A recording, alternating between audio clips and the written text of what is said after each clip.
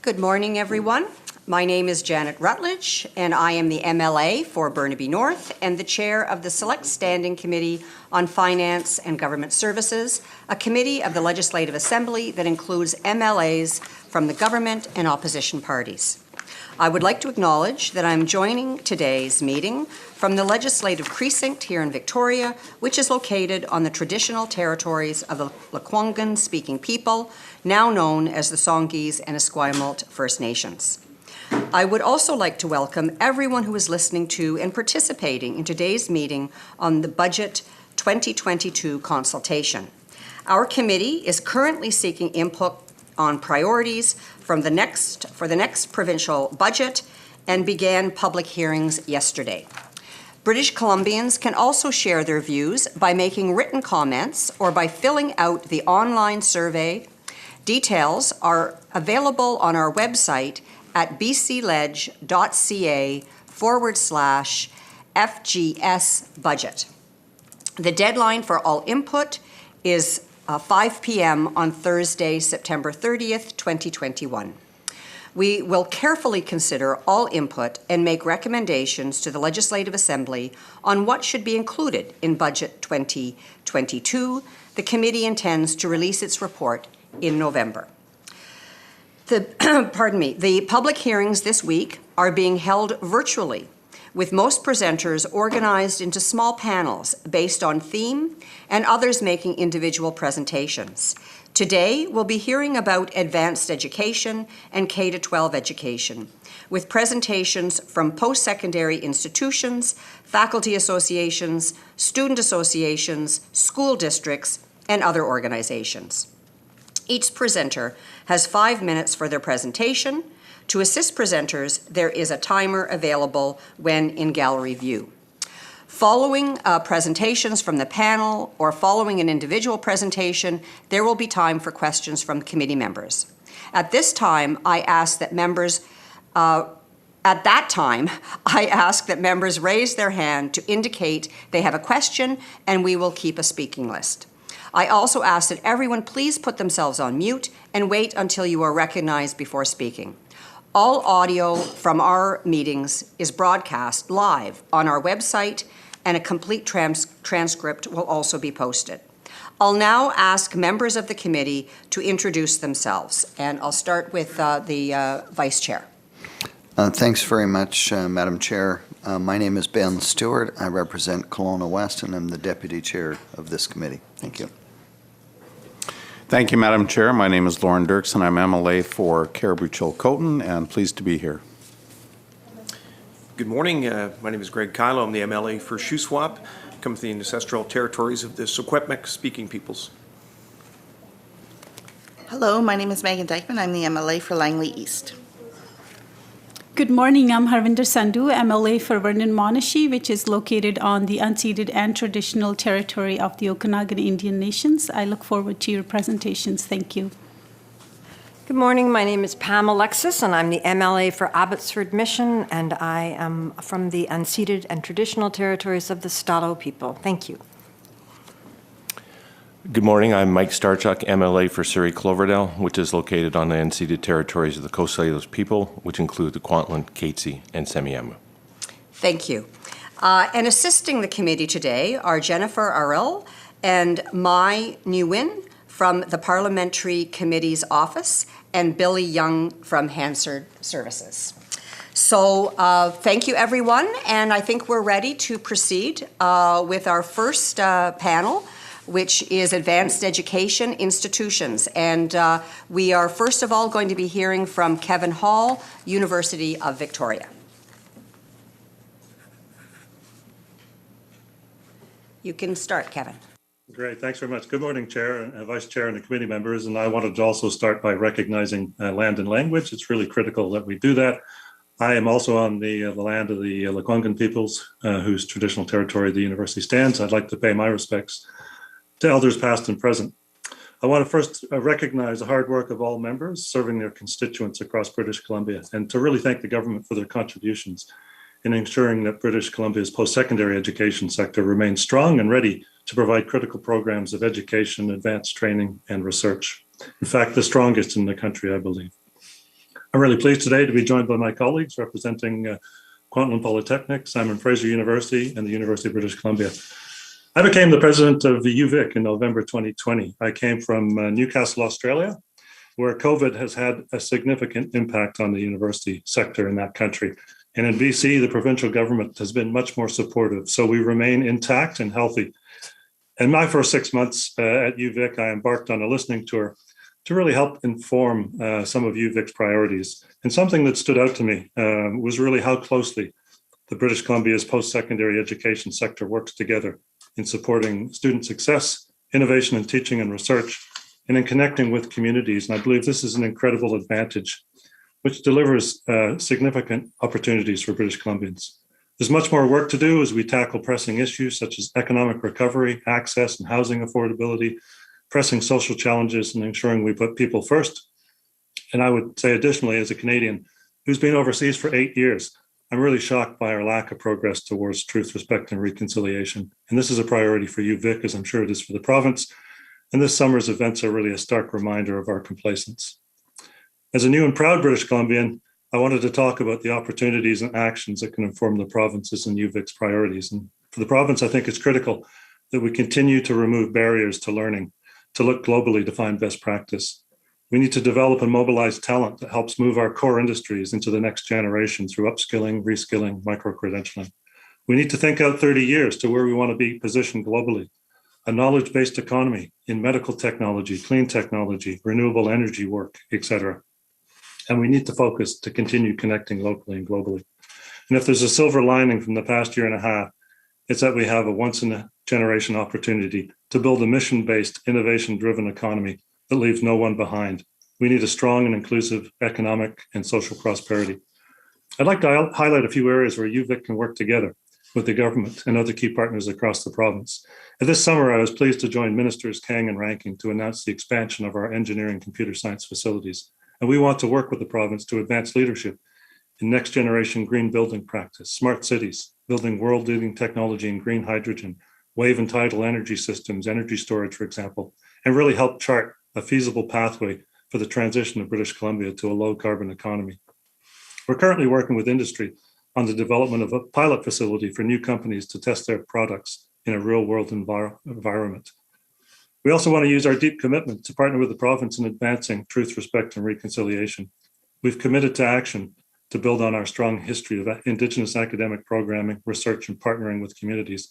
And in 2018, we launched the first Indigenous law program in the world. And I'm pleased to say in June 2022, we'll see the world's first graduates in a Juris Indigenarium doctor. We know we've got a lot more to do to advance strong policy solutions, implement the truth and reconciliation recommendations, and meet our obligations in UNDRIP. And this work's essential for the futures of Indigenous people in post-secondary education.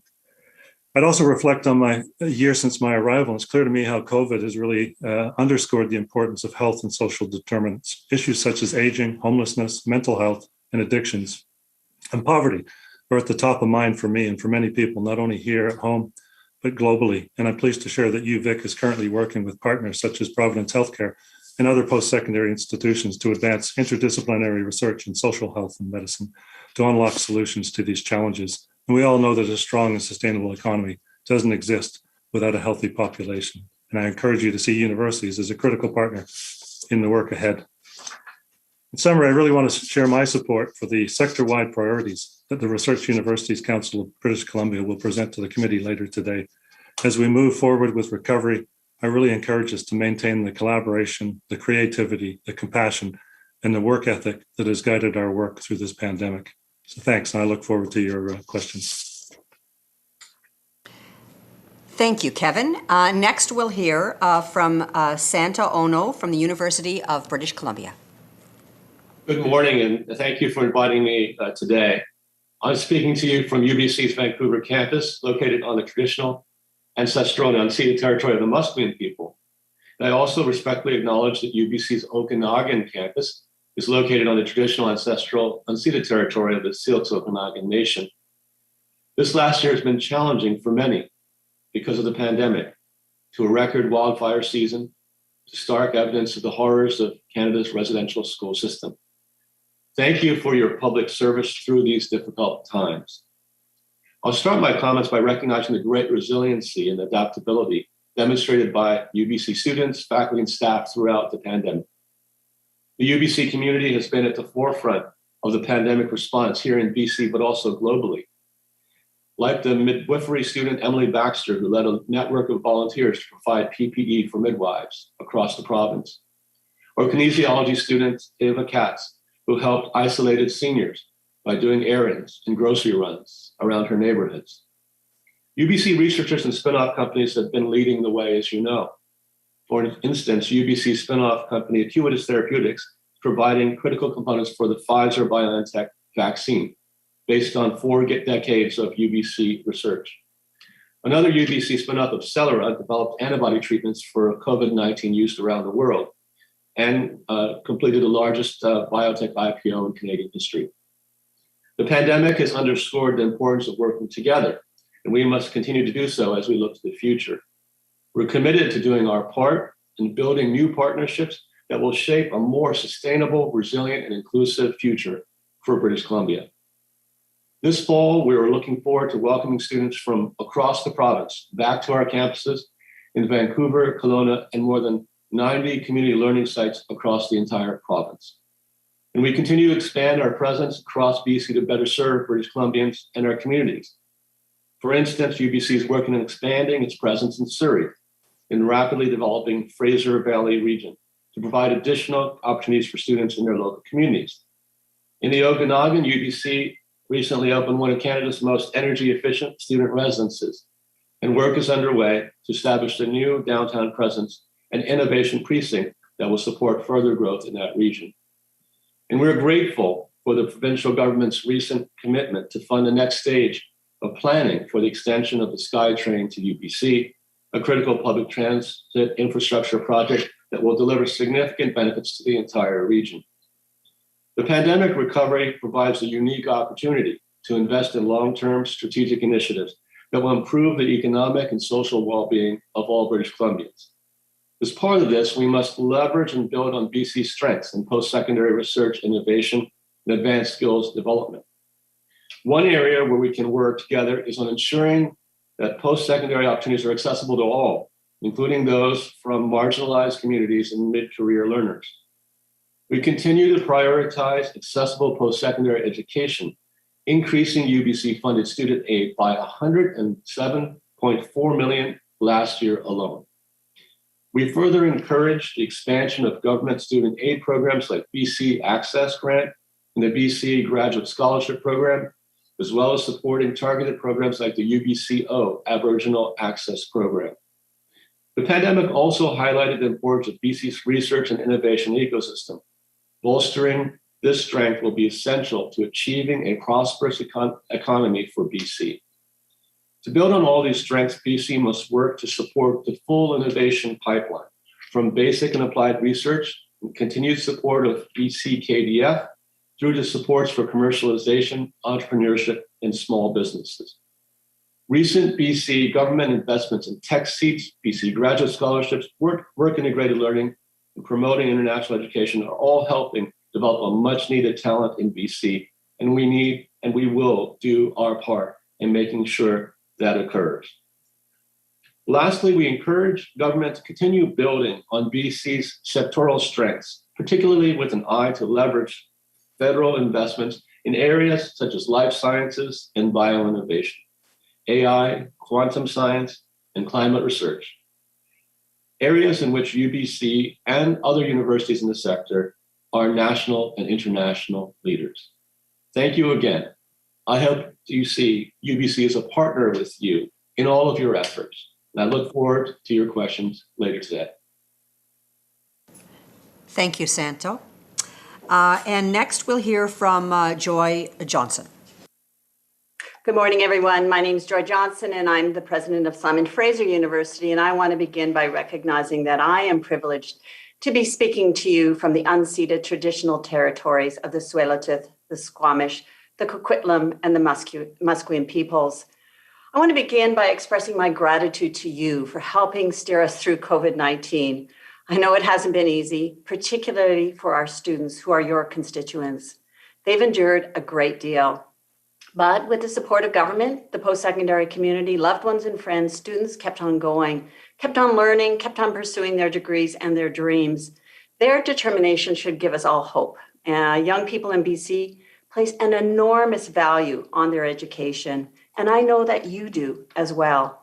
For decades, BC's post-secondary system, where colleges, universities, and institutes work as partners, has been an enormous asset for the province. And now, as BC emerges from COVID-19, we can serve as a powerful engine for recovery.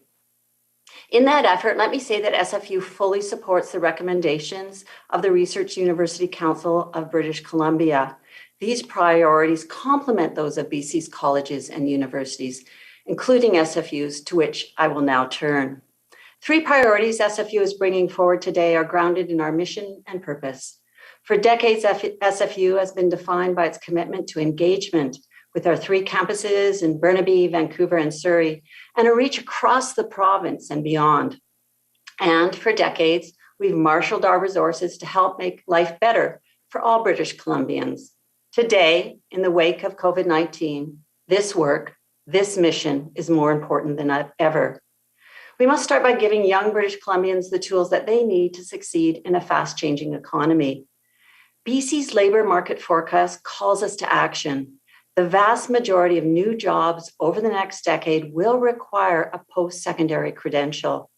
I applaud the government for creating 2,000 new tech-related seats and supporting pathways for success for Indigenous students and traditionally underrepresented communities. But even with these measures, demand continues to climb.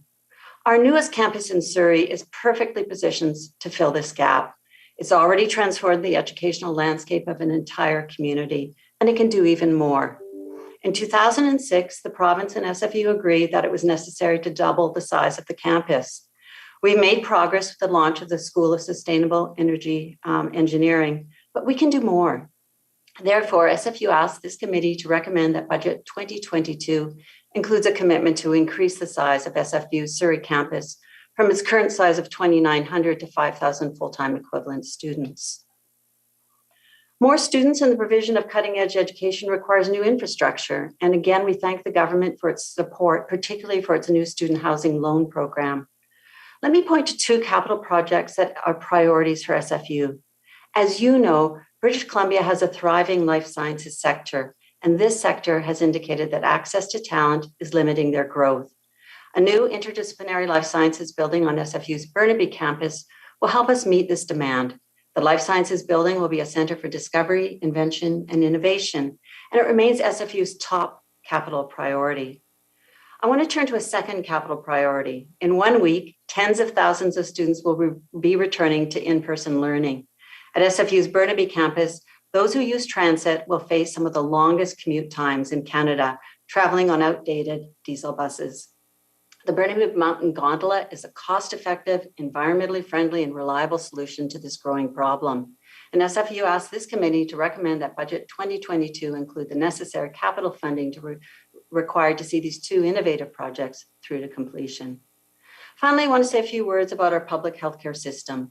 The pandemic emphasized the tight link between strong public health and an effective pandemic response. I'm excited about the prospect of a second medical school located on our Surrey campus with learning centers across Fraser Health. This will be in partnership with Fraser Health and the First Nations Health Authority.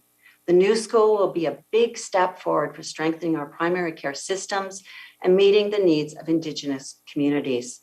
SFU's final ask is that this committee recommends that Budget 2022 maintain the government's ongoing commitment to improving our public health care system by funding this program.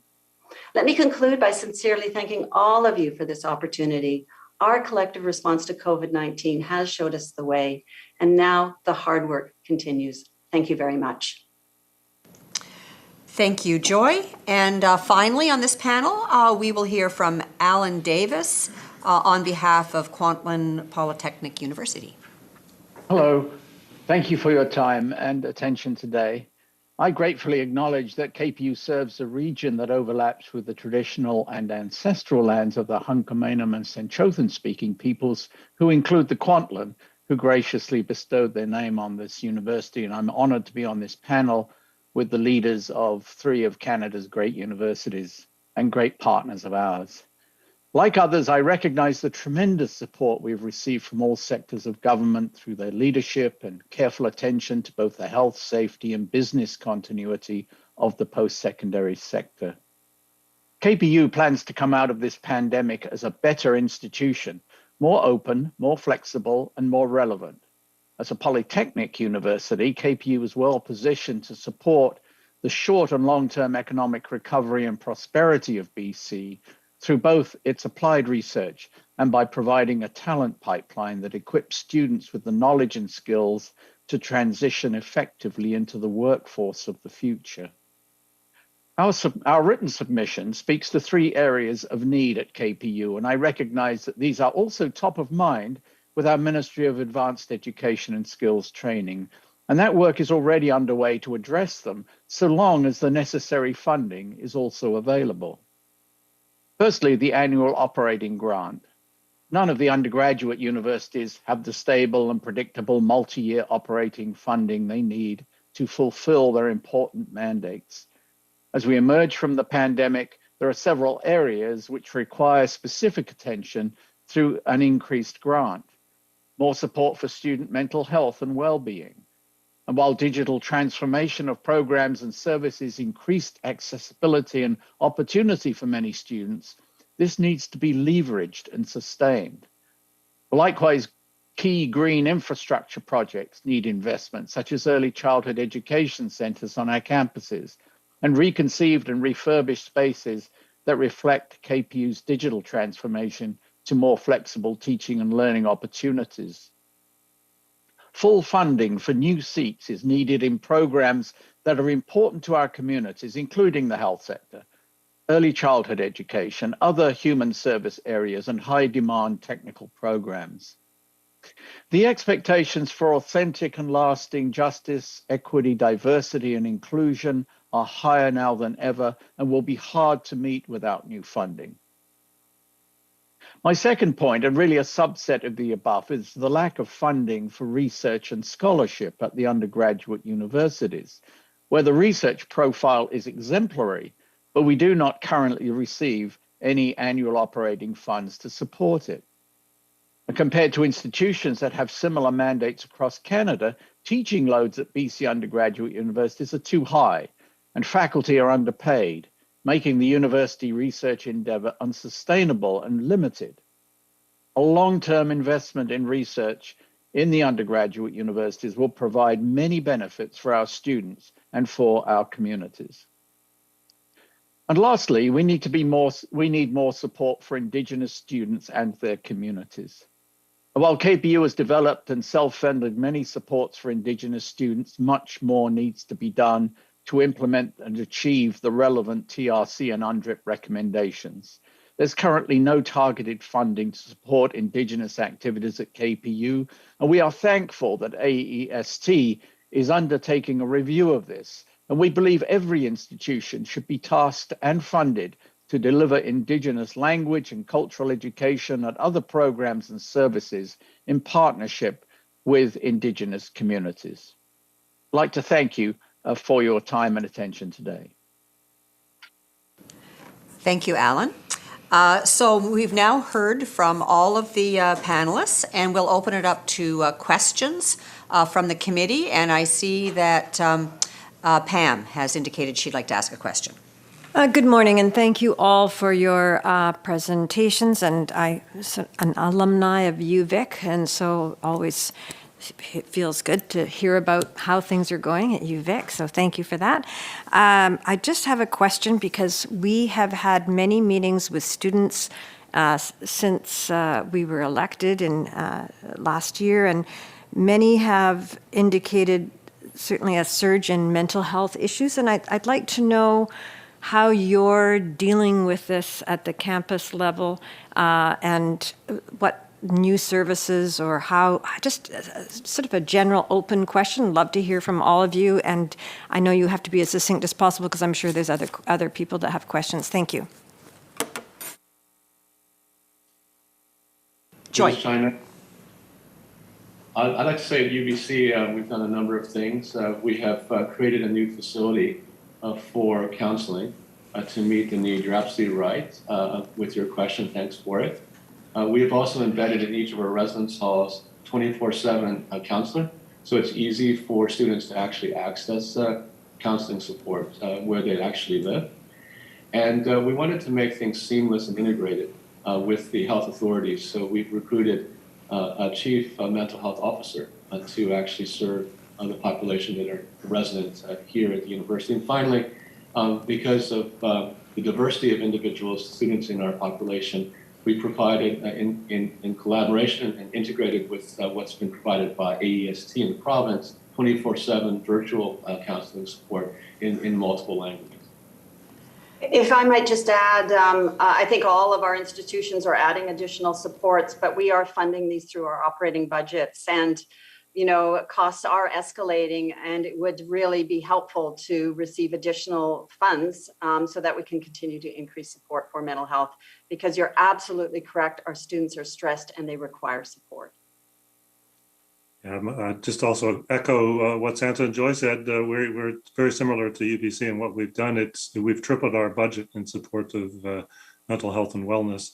The other two pieces for me that are critical is our international students are also undergoing significant issues, and what is our duty of care with the international students who are committed to come to BC to study, who may not be here yet, is really significant. And the other piece for me that's really coming to light is actually career counseling as part of mental health, because there's a lot of, our students are worried about the courses they're taking, and will there be those jobs there in the future, and sort of having them, understand that their university education is preparing them for all kinds of different things in life is important. And so a lot are asking for this career counseling. Maybe I could just add, along with my colleagues, we introduced our own 24/7 service, which was heavily used. Students actually found the flexibility of reaching a counselor online to be, to some degree, better than having to trudge into campus and do it. There was some benefits of doing this remotely. It's not quite as good, but certainly students were able to access the services quite readily, and we were able to reply. And now there's a lot of talk about this echo pandemic. But what are the long-term mental health issues that perhaps the entire society will have to endure, and how can we adapt and make sure that we're prepared in the future to deal with the long-term issues that may occur? Thank you so much. Lauren has a question, followed by Megan. Thank you, Madam Chair. My question is to Joy. I'd like to ask all of you, but I know that time doesn't permit.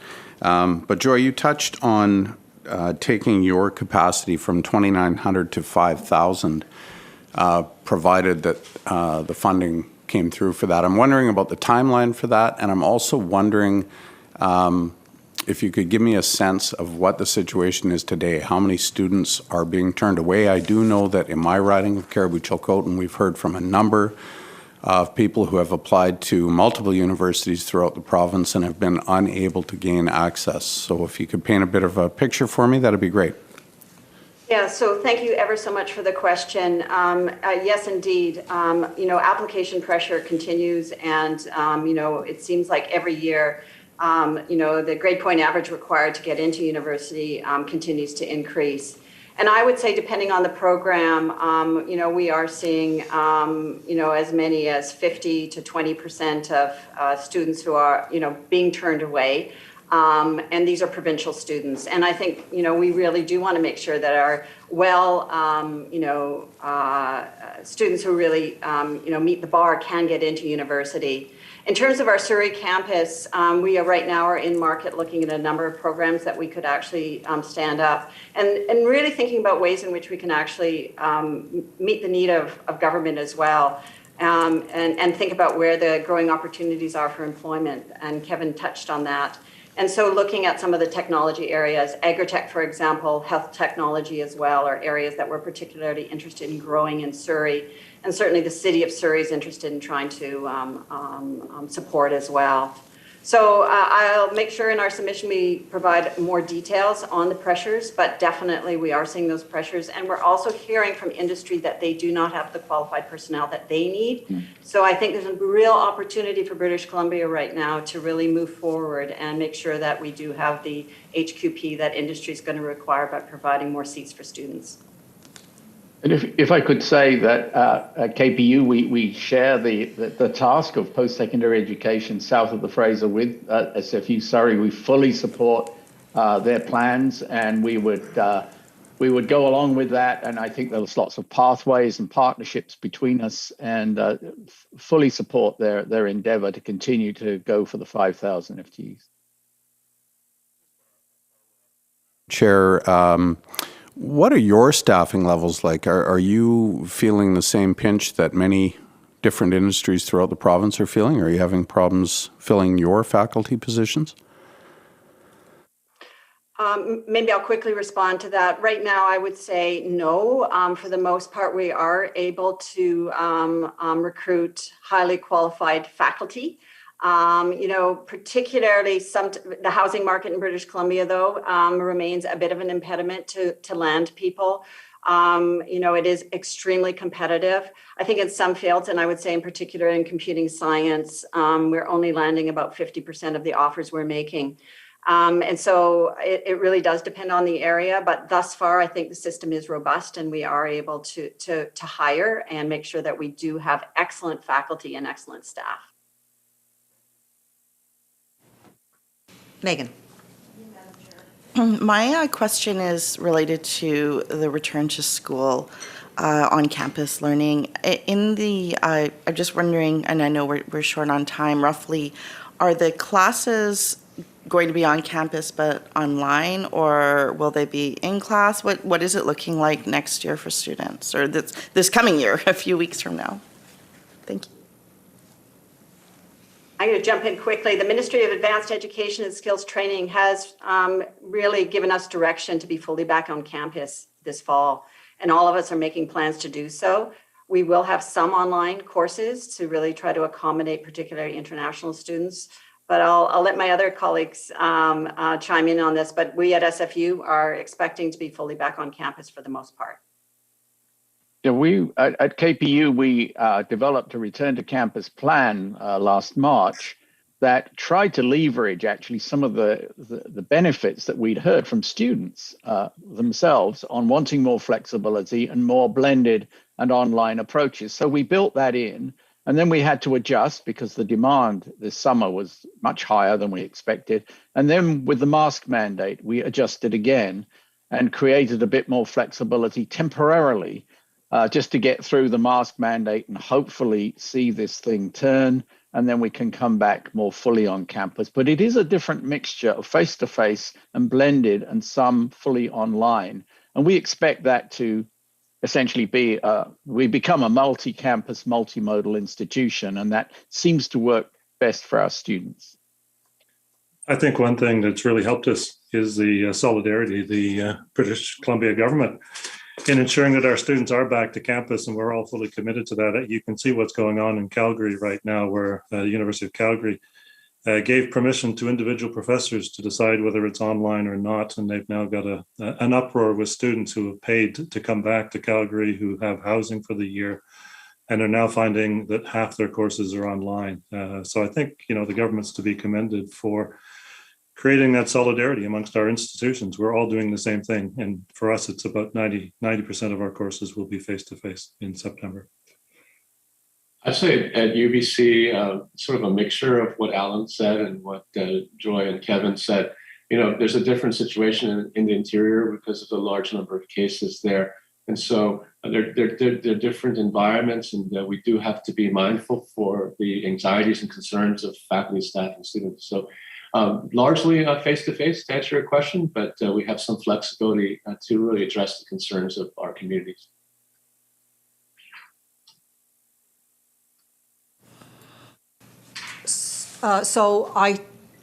Another question. Okay, Mike.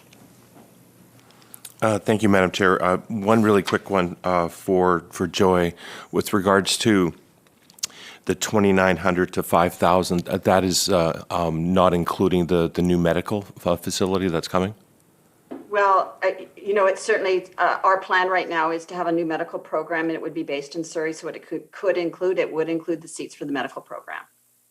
And Alan, with regards to your presentation that you submitted to us, you talked about in the area of research, key areas, and one of the areas that was mentioned by Joy but not mentioned by you was agritech. Could you expand on that? Yes, just for trying to economy of time there. We have a lot of research that takes place in sustainable horticulture and sustainable agriculture and sustainable food systems generally. And our applied genomics lab, which has just opened, has all kinds of connections with the agricultural industry. So we're trying to use sustainable high-tech approaches to support the industries in our region. I'm sure there's going to be all kinds of conversations and partnerships with SFU as they develop their programming and research capabilities. So once I get started to mention these things, it's hard. You're worried about leaving somebody out. So, but thank you for that, and it's a key area for us. Not seeing any other questions, I'll thank the panel for taking the time to make your presentations and to meet with us and to answer questions. And thank you for your vision. Thank you. And with that, we'll let you go. Bye-bye. Thank you very much. Bye-bye. And so now we'll take a short recess until 9:20.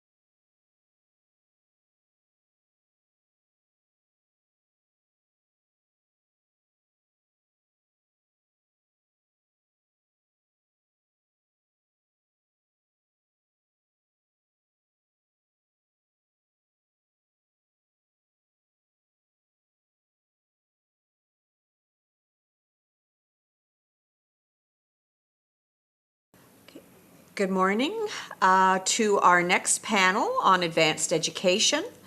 I can't see you on the screen yet, but I understand you're all here. So without further ado, we'll start with Paul Voigt from the College of the Rockies. You have 5 minutes, Paul.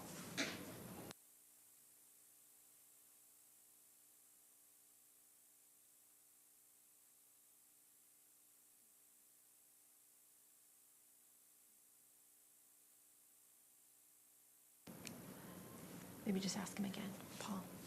Okay, according to our agenda, it's Paul first, then Todd, then Lane, each for 5 minutes, and then we'll ask questions. So starting with Paul. Thank you, and thanks for this opportunity to present. I'd also like to thank ministry and other government officials who may be listening for their support of all education institutions through an extraordinarily challenging time. With the time I have, what I want to do is describe College of the Rockies operations and set them in the context of challenges that are facing post-secondary education generally, and that we're seeing in our region of the East Kootenays specifically. And I hope that the main takeaway that you'll receive is our readiness to step up to the challenge of responsiveness through innovation, which is in front of us and will be ongoing. But not in the first instance seeking more resources, but asking for consideration of changes in the ways that we're resourced that I think will help us more effectively respond to the strategic innovations that are expected. Before beginning, I want to acknowledge that all of the College of the Rockies campuses are located in the traditional territory of the Ktunaxa people, which is also home to the Kambasket people. And we also partner very directly, besides with the 5 First Nations within our region, with the Kootenay Regional Office of the Métis Nation of BC. So for close to 50 years now, College of the Rockies has been meeting the advanced education needs of our region, the East Kootenays. We have 7 campuses. Northernmost is Golden, but down to Creston, close to the US border. And we have 2 major campuses, or 2 main campuses within Cranbrook. And within those communities we serve, effectively, College of the Rockies is the only local option for almost all career pathways. We see ourselves and we feel the responsibility of essentially being the only game in town. Roughly a third of the people in the Kootenays, East Kootenays region who have post-secondary credentials are graduates of College of the Rockies. We are compelled and actually appreciate the responsibility and challenging of delivering a full range of programs from university studies through skilled trades, nursing, education, a number of programs that meet the needs of specific industries within our region, adult education, and community interest courses. And each year we deliver instruction to approximately 10,000 learners, with last year just under 1,000 graduates from our credential programs. Noting too that we have significant cohorts of both Indigenous and international students. Now, the challenges that I wanted to talk about briefly, I think are familiar to you, so I won't add numbers, but they are the challenges of the increasing requirement for most careers of post-secondary education. And combined with that, of course, is the challenge that more people who lack those credentials are being sidelined from the current economy. Also, there's a growing demand for reskilling or upskilling for workers who are already in career, and with that comes the challenge of more flexible delivery to provide convenient education options. We're also receiving feedback from employers that in addition to technical skills, they're looking for basic employment skills, teamwork, problem solving, communications, which are often best delivered through a combination of classroom and work experience placements. So in these Kootenays, we're seeing all of that. We're noting that those trends have been exacerbated by COVID, and we're seeing the beginning of labor shortage or skill shortages that we think are going to constrain the growth potential of the region if they're not addressed in the coming years. We are responding to those challenges. In the past year, We introduced new micro-credentials. We made expansions to areas of high demand. And we also added upgrades to our adult education components and worked directly with First Nations on education options to meet their needs. So I feel we're up to the challenge, but there's two aspects of meeting those challenges that leave for your consideration. I think are currently constraints on our ability to be responsive and strategic. One of them is the fact that in order to expend accumulated surpluses or reserves, we need special permission from the Ministry and Treasury Board. We've made continual requests to be like other institutions and have more leeway to be strategic in our investments. And then finally, and I'll end on this as I see my time expiring, we do appreciate all of the support that we've received in the past year for the special changes that we've made in response to COVID. But much of that support was in the form of 1- and 2-year grants from the provincial or federal government. And we're faced with, I think, the challenge of making innovations that we believe are meeting actually long-standing needs, but on the basis of short-term funding. So I'll leave for you those two considerations, I think, that would help us to address the challenges of responding appropriately and strategically to the education needs of our region. Thank you. Thank you, Paul. Next, we'll hear from Todd. Yeah, thank you. And thank you for the time from this committee to include Northern Lights College on your agenda for a short presentation. My name is Todd Bonderoff. I'm the Vice President of Student Services and Community Relations for Northern Lights College in Northeast BC. I'm actually joining you all this morning from Fort Nelson, and I'm located here today on the traditional territory of the Fort Nelson First Nation. Northern Lights College serves a broad area in the communities of the Cree, the Dene, the Deneza, the Kaska, the Soto, the Taku River, Tlingit, the Siksini, and the Tahltan First Nations people.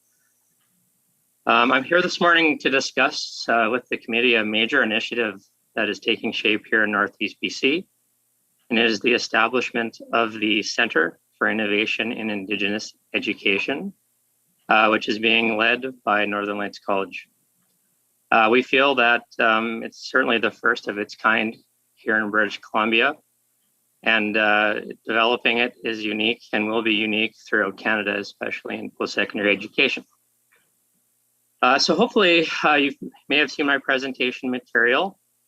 You'll notice that Northern Lights College has partnered now with the Indigenous Sport, Physical Activity and Recreation Council, or ISPARC, and Engage Sport North, ESN, through a formalized Memorandum of Understanding process.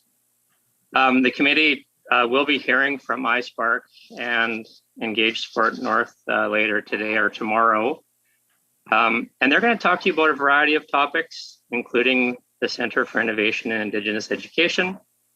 But I'm here today just to talk to you about the Centre. I'll just refer to it as the Centre from here forward.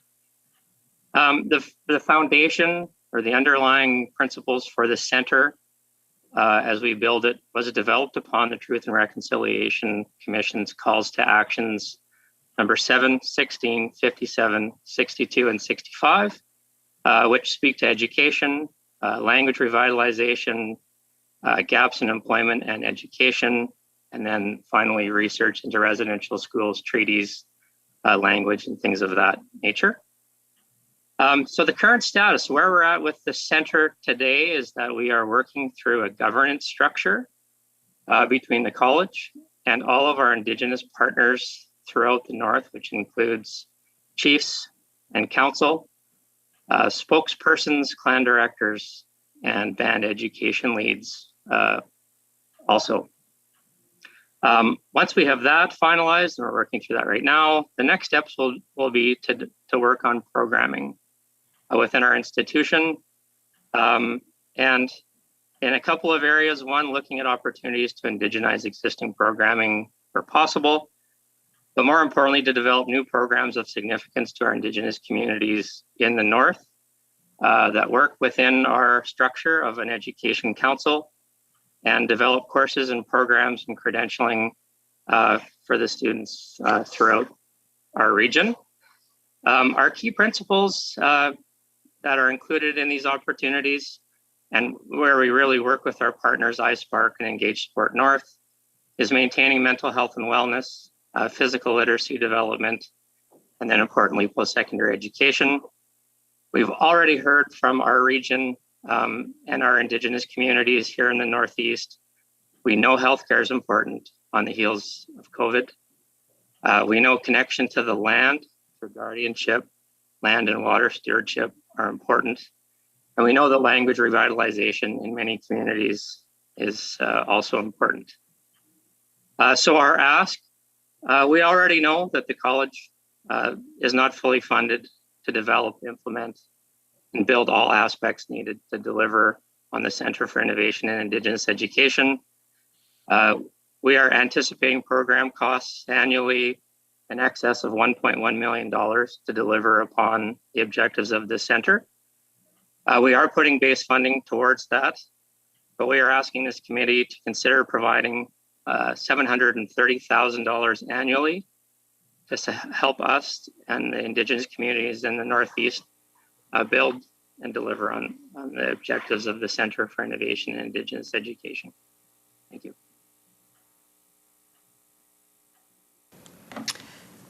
Thank you, Todd. And finally, in this panel, we'll hear from Lane Trotter of Langara College, and then after that, we'll open it up for questions. So over to you, Lane. Thank you very much. I'm Dr. Lane Trotter, and I'm the president of Snowayath Lalem Langara College. And I'm pleased to be here, and I want to thank the committee for this opportunity to speak to you this morning. I'd like to respectfully acknowledge that Snowayath Lalem Langara College is located on the traditional, ancestral, and unceded territory of the Musqueam people who gave Langara the name Snowayath Lalem in 2016.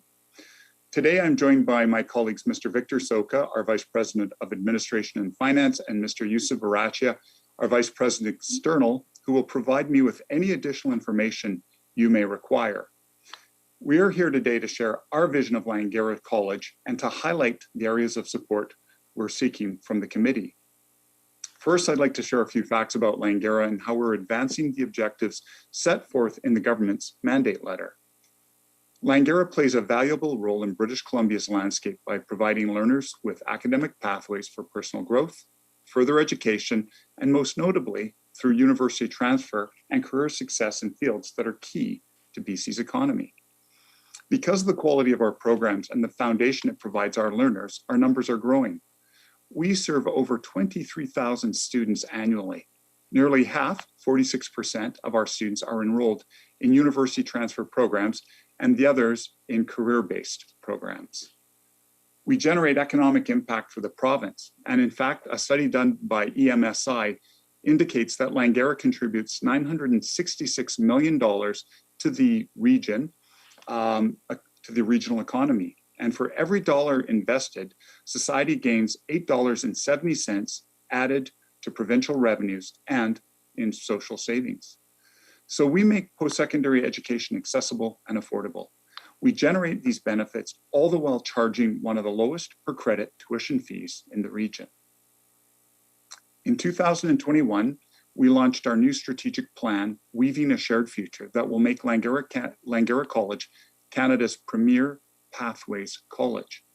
Our plan focuses on 5 areas that are critical for our success: indigenization, our culture, including justice, equity, diversity, and inclusion, community engagement, relevant, innovative, and high-quality programming, environmental and financial sustainability.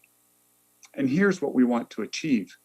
We will put students at the center of all of our decisions and practices. We will be the college of choice for Lower Mainland Indigenous students and the employer of choice for Indigenous faculty and staff. We will strengthen mutually beneficial partnerships with the myriad of local, BIPOC, and underserved communities, and work with municipal, provincial, and federal governments to provide outstanding learning opportunities for our students.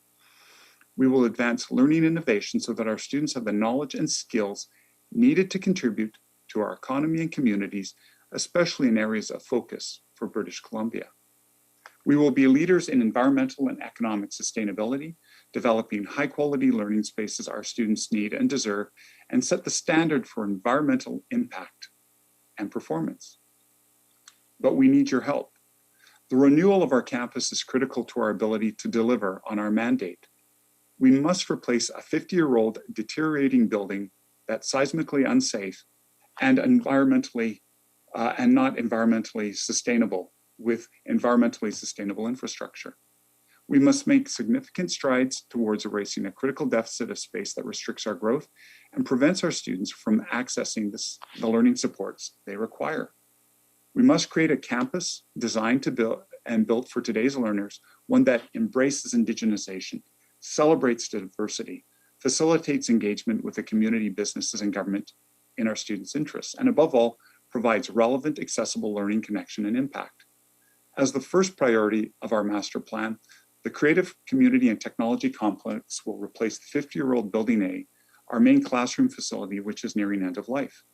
The Creative Community and Technology Complex will serve as a home in our in-demand humanities programs aligned with the ministry priorities that include early childhood education, criminal justice, education assistant, social service worker, as well as programs in digital applications and development and data science. As well, we will expand our child care center, doubling the current daycare capacity to better serve a critical need in our community. And we will create Langara's first Indigenous meeting house, strengthening our ongoing partnership with the Musqueam First Nation and other BC Indigenous communities. In closing, Langara's campus will become home to spaces that inspire, connect, and open the world around us to study, reflect, and improvement. We'll be putting people first, leading lasting and meaningful reconciliation, advancing equity and anti-racism, mitigating the effects of climate change, and building a strong and sustainable economy. Thank you so much for your time, and I apologize for going over. Thank you, Dr. Trotter. And we'll now open it up for questions from the committee. First one I see is Megan. Thank you, and thank you for your presentations, and thank you, Chair, for recognizing my question. I will ask the same question I asked last panel. Could you give me a little bit of an insight into what return to school is looking like coming into September for students? Go ahead, Lee. Sure.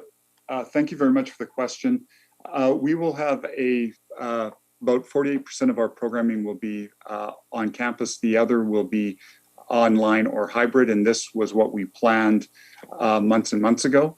And we will then continue further in January for additional face-to-face delivery. But it's a transitioned approach back. I'll go quickly. Similar to Lane, there will be a mix, although our guiding principle in planning has been that all of the instruction that was delivered in person prior to COVID would be brought back and delivered in person in September. And we're on track for that. We've had, as you're probably aware, new direction from the provincial health officer, but we've incorporated that into our planning. And we feel confident that we'll be able to safely deliver in-person learning to most of our students. I can add that in the Northeast, our Indigenous communities and our remote communities are still dealing with the impacts of COVID-19, and an area of concern for us is just connection to those communities and to those learners, and providing them access to education at the same time as everyone else.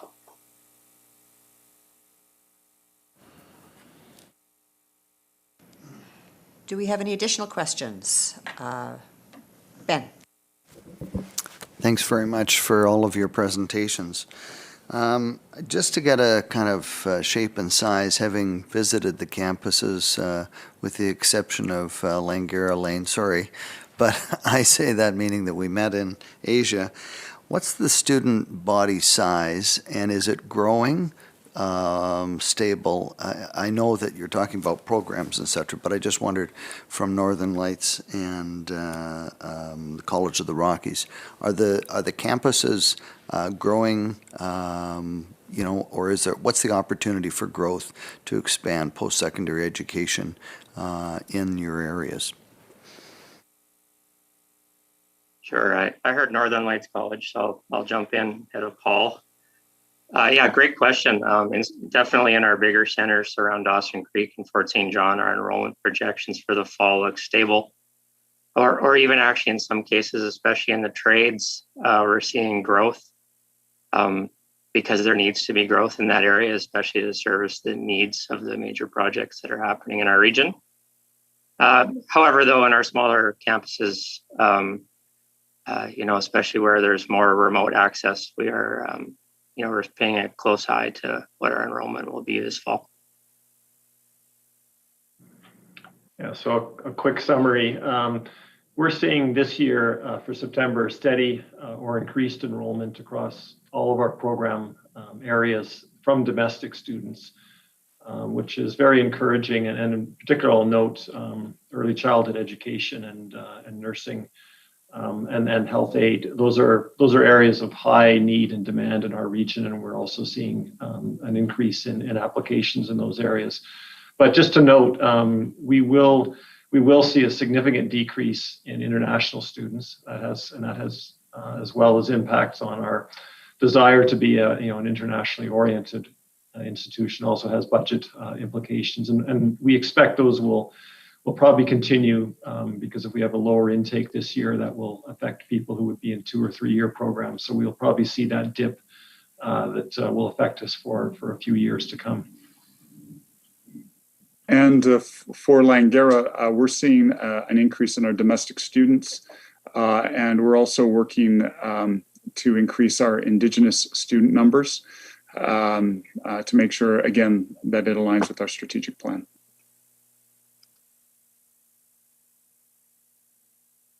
Very much. So I guess to turn that around in rural British Columbia, what are the opportunities to increase the uptake in your institutions, maybe start up in Northern Lights, and just hear from, what are the opportunities? I'm glad that you're working on the opportunities for Indigenous, and we've seen that in in mining and some of the other areas where there's been, an uptake from Indigenous people. But I just kind of wonder, what's the opportunities that you see to grow the student body and in your area?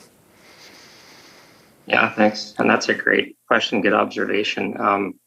I think the opportunity exists for us in being more connected and going into communities, especially our more remote or Indigenous communities, and having a presence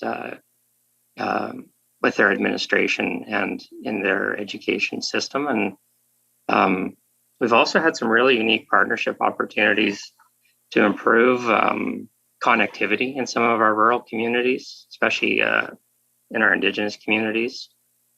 So we've worked really hard to provide them with laptops and access to Wi-Fi and internet, so that even if they aren't able to come in and be here in person, that we can still connect with them remotely. So I think that the opportunity exists for us to get out there and get into communities and provide a service. That's where I think growth exists for us right now. Maybe just quickly, because actually very similar situation with College of the Rockies, there are opportunities to increase our Indigenous enrollment. It's about 7% of our student body right now. And a lot of those lie in the area of closer to home delivery, which we've started to expand some of our adult ed programs, and we're also acquiring the ability to have a mobile classroom to deliver education. But I'd say go back to 2 areas where we have both wait lists and also huge demand. Those would be in the skilled trades, and then the health and ECE areas. The only limit, of course, being capacity, which is sometimes a matter of our own capacity at the college, but also relates to the ability to place students into work experience placements, which is one requirement of all of those programs.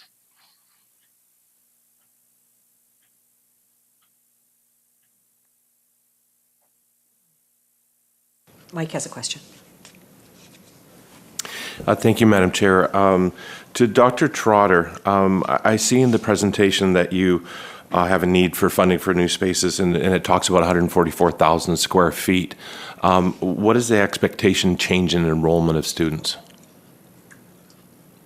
Thank you very much for the question. The 145,000 shortage that we have is based on our domestic enrollment numbers. And as I mentioned earlier, we're seeing our domestic numbers go up. The issue with the new building for us is a couple-fold. First is providing the type of learning space that will meet and deliver what the government said through the mandate letter. Second, it's providing the space that the students need to be successful in their learning. And again, in the programming areas of both the humanities, doubling our childcare space, and also in working in supporting the technology field. So there's a broad spectrum of programming in there, and this will give us the ability that the current building, which is at end of life, does not have the capability to be remediated to deal with.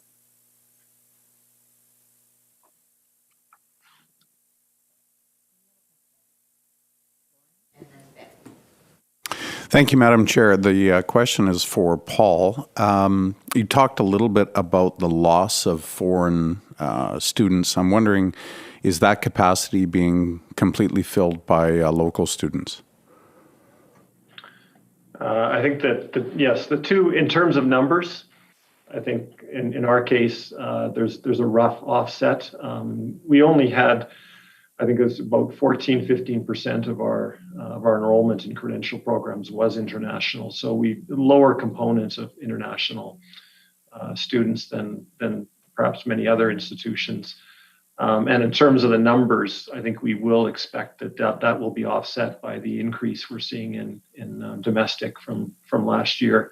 But nonetheless, of course, the budget impact is more significant because of the higher tuition that's charged to international students.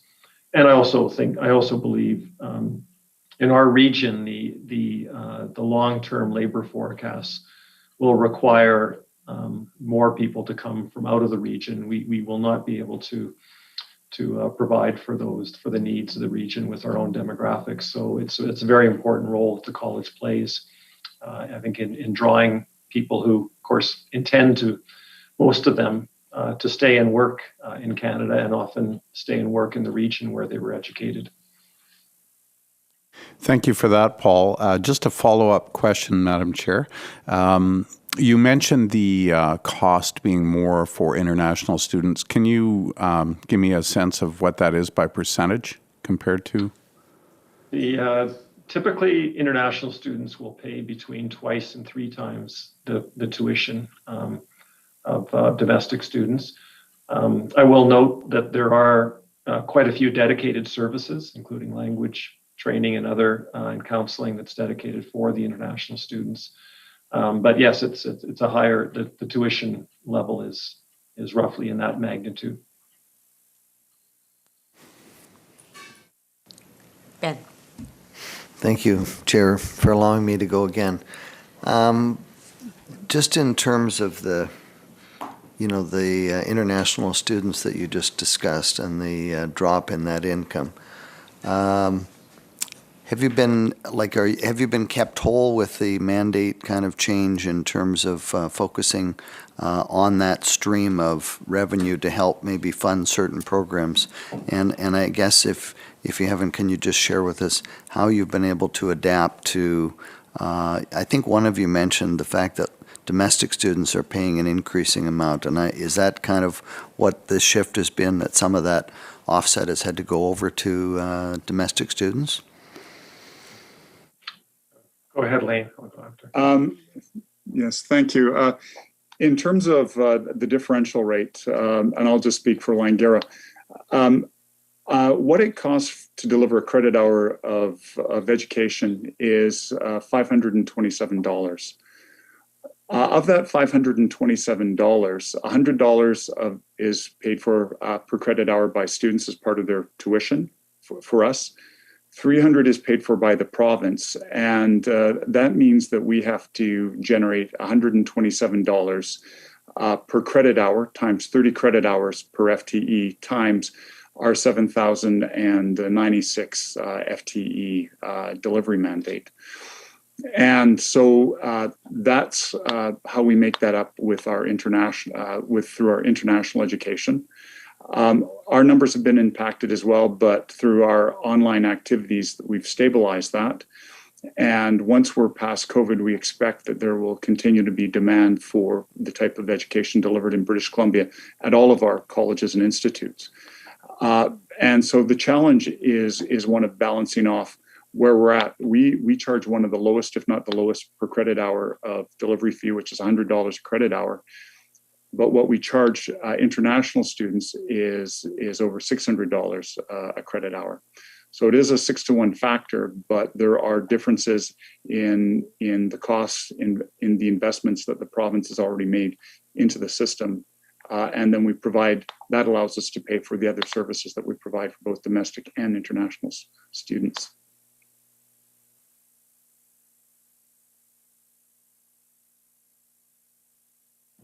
Could I just comment, or go ahead if there's other questions. If you want to elaborate on the answer to that question, go ahead. Yeah, just to add to what Lane said, there is there's an overall picture that has to be taken into account. But I think the key thing is that our ability to be the affordable local career learning option, I think, is really that is the college role, access to career education, and we are, all of us, very close to the edge on that. College of the Rockies has never run a deficit, but by the same token, our surpluses have never been over $1 million either, and that actually speaks to the consideration I asked for, or for the committee to look at, which is that in a year like this, the ability to use accumulated surpluses or reserves would be very helpful to maintain all of our services for all of our students as we recover from what will be a short-term dip in one part of our revenues. Okay, well, it looks like this is about, I don't see any additional questions, and according to the agenda, our time with you is up. I want to thank you all on behalf of the committee for taking the time to meet with us, giving us some really important insight into the role that your colleges play in your various communities, and thank you for answering our questions. So thanks again. Bye-bye. Thank you very much.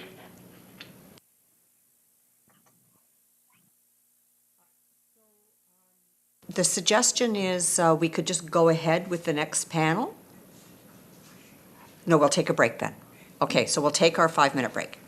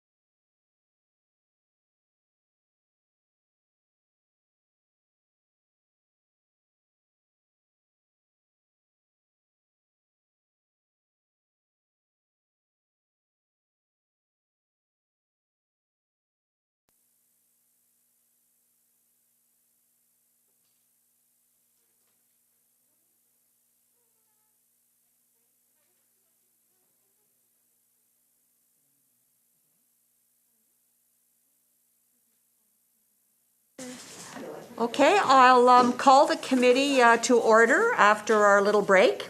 And our next panel, we are continuing with advanced education, and now we're going to hear from faculty associations. So in our first panel, we'll start, according to my agenda, we'll start with Daniel Latch, Confederation of University Faculty Associations of British Columbia. So Daniel, over to you. Thank you very much, and good morning, everyone. I'm Dr. Dan Leitch, President of the Confederation of University Faculty Associations of BC, CUFA BC, and I'm also a faculty member at Simon Fraser University. CUFA BC represents more than 5,500 faculty members, including professors, academic librarians, instructors, sessional instructors, and lecturers at BC's research universities, SFU, UNBC, UBC, UVic, and Royal Roads. Budget 2021 did well to support our province, and I want to thank you for listening to us and incorporating many of our recommendations in your report last year. Of course, much also remains to be done. Living through the last year and a half has shown us that we will need to, and more importantly, that we actually can do things differently as we move forward. We agree that the 2022 provincial budget needs to rebalance our economic and social systems to truly focus on people. Our submission offers a pathway to an economic and policy environment that will build a strong, educated future for British Columbians. We urge you to consider our recommendations in the context of this transforming world. This is the moment to affirm and strategically invest in higher education. Over the course of the last year and a half, faculty have worked above and beyond to support institutions and students in completing their studies, offering both academic and personal support to those struggling as a result of the pandemic. That said, it's important to acknowledge that the pandemic has interrupted our work, and we need support to recover well. Informed by what we have learned from this experience and what is needed to support the recovery of post-secondary education and research, we recommend government strategically reinvest in public education in BC. We agree that we need to put people first. So strategically reinvest in the human infrastructure at BC's universities at a time when they will best be able to contribute to economic and a just recovery for all. Restructure the funding model to focus on people and assert the primacy of public funding to universities by reducing over-reliance on precarious employment and international student tuition. Create a stabilization fund to support institutional recovery from pandemic disruption. This includes the recovery and expansion of faculty personnel and strengthening of health plans and comprehensive mental health initiatives for faculty and all campus community members. Such a fund should also focus on reduction of institutional budgetary risk caused by an over-reliance on international student tuition. The stabilization fund should also help offset fluctuating currency exchange rates, which can substantially increase university costs for resources priced in US dollars. This includes textbooks, journals, software and other licenses, and lab supplies and reagents for research, as well as curriculum resources for teaching needs. Support research. Create a broad-based provincial research grant open to all disciplines to support researchers in the fields negatively impacted by COVID. Jumpstarting research programs is critical. It requires a targeted infusion of resources to support research until grant monies return to normal. Personnel are rehired and trained, labs are reopened and restored, and research collaborations are rejuvenated. This summer's record heat waves and fires, the ongoing COVID-19 pandemic response, and the huge impact of income inequality highlight just how important university research in STEM fields and in the social sciences is as a tool to address the core problems society faces. We urge you to support truth and reconciliation, equity, and inclusiveness. More than ever, internet access is an essential service, especially for those living in rural and remote communities. Through the lens of the Truth and Reconciliation Commission, as well as equity and inclusion, invest in province-wide internet access, connectivity, and infrastructure. We must ensure Indigenous communities, as well as rural and remote communities, have access to affordable and reliable high-speed internet. Implement the calls to action for the post-secondary education sector made by the Truth and Reconciliation Commission, specifically calls 11, 16, 62, Part 2, 63, and 65. It is an ethical imperative that government provide ongoing funding to support BC universities in creating degree and diploma programs in Aboriginal languages, the hiring of Indigenous faculty into permanent positions, and financing research programs aimed at dismantling systems of racism, discrimination, the criminalization of poverty, and state-sanctioned brutality. We have seen our universities and colleges stepping up and supporting their communities over the course of the pandemic. With the right investment, universities can continue to play a critical role and help BC recover from recent hardships. Our priorities address government's core goals of the 2022 budget by catalyzing innovation, sustainability, and inclusiveness.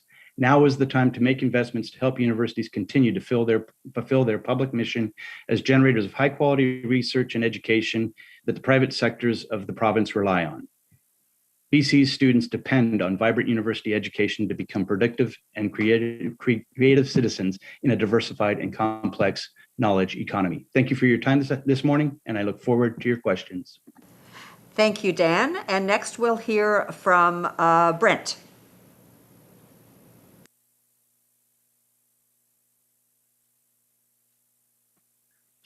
Darn it, got me on the unmute again. So good morning, everyone. It's my pleasure to be here today to provide input for the 2022 BC budget. My name is Brent Calvert. I'm president of the Federation of Post-Secondary Educators of British Columbia. We proudly represent over 10,000 post-secondary workers at 19 public colleges and universities and 7 private institutions right across British Columbia. I wanted to recognize that I'm joining the session today from the ancestral and unceded territories of the Musqueam, Tsleil-Waututh, and Squamish nations. In response to the pandemic, the government has undertaken many actions, not just to respond to the crisis, but also to proactively generate growth in the future. The current initiative being led by Ravi Kahlon, the Minister of Jobs, Economic Recovery and Innovation, is one government undertaking that is deserving of commendation. Lead consultant Mariana Mazzucato has challenged all of us across the province in every sector to ask, what are the problems around climate change, sustainability, inequality, and gender parity that we want to solve? How can each sector collaborate to solve the problems of our time? I believe there is widespread consensus regarding 4 major problems that our society currently faces. First, the widespread health, social, and financial hardships of the global COVID-19 pandemic. Second, the climate emergency that is affecting every corner of our globe. Third, the long overdue recognition of the origins and continued presence of white supremacy and racism towards Indigenous, Black, and other racialized peoples. And fourth, the opioid crisis that has, in this year alone, claimed over 1,000 lives as of today, which is Overdose Awareness Day. These problems almost all overlap. Just one example of this is that the hardships of the pandemic are not borne equally, but instead have disproportionately hurt women and racialized people. Elevating these societal problems to be the primary focus points will have immediate and long-lasting impacts for British Columbia. Later this morning, you're going to hear from other faculty leaders at our institutions on their specific ideas about the role post-secondary education can play to help BC grow and prosper. I'll be using my remaining time to highlight just a few ways that education, post-secondary education specifically, can play a part. Our first recommendation is funding for access. We'd like to see ongoing addressing of the barriers to access being addressed right across all demographics. We support the expansion of the BC Access Grant Program by increasing eligibility to reduce barriers and make sure more people are able to access the skills they need for the jobs of the future. Around post-secondary funding, we specifically would like to see a reinstatement of targeted funding to provide assurance that core programming will continue to be available to all, no matter where they live. As part of our vision for a fully funded post-secondary education system, we'd like to see improvements for workers. Specifically inside of that, we'd like to see that workers will have living wages and full-time work. Secondly, that overall funding increases for the Labor Relations Board and the BC Employment Standards Branch are in place, such that these important bodies have the resources and staffing required to quickly respond to cases and conduct enforcement of violations. It is our request that there'll be regular reviews of the public employers to ensure compliance with collective agreements and addressing any contracting out of services. We're looking for the following improvements for students. We'd like to see reduced or eliminated financial costs to post-secondary such that everyone is able to pursue their educational career pursuits without the burden of student debt that currently outpaces future earnings and costs of living. Finally, we'd like to see funding support continue for overall system improvements. Within that, we think that the BC Skilled Trade Certification Program should be fully implemented across the province and also for all skilled trades. This process serves as a model that we should strive to create across all post-secondary education credentials. Thank you to the committee for the opportunity to present our recommendations for the 2022 BC provincial budget. Thank you, Brent. And next we'll hear from Max Blow, Research Universities Council of British Columbia. Thank you, Madam Chair. Good morning. My name is Max Blau. Blaus is the long word. SE, drop the SE and that's my name. I'm president of the Research Universities Council of BC, representing UBC, SFU, UVic, UNBC, RRU, and TRU. I'm speaking to you gratefully from the traditional territories of the Lekwungen-speaking peoples, and I wish to echo my colleagues this morning in acknowledging government for your leadership over the last 18 months. Thanks to our close collaboration among government and with our system partners, BC's post-secondary system has fared well during this challenging time. As you have heard, research universities support putting people first, promoting lasting and meaningful reconciliation and a strong, sustainable economy that works for everyone. We recommend that you consider 4 priorities for a strong future. Our first priority is collaboration. Guided by the new provincial economic framework that Minister Calon is developing, we feel that government should convene our post-secondary institutions with the business community to identify promising business opportunities which build on provincial strengths. Secondly, incenting and encouraging both investment and collaborative cross-sectoral cooperation to drive such opportunities to sustainable business success, and thereby accelerating inclusive prosperity for all British Columbians. Our members clearly support provincial priority setting, making choices about where to invest in BC's future economic strengths, and we're ready to assist in identifying priorities.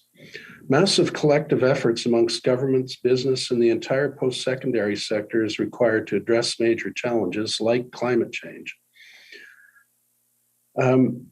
The extent of collaboration amongst our post-secondary institutions is the envy of the rest of Canada. We must now extend this collaboration to increasingly include the business community and government.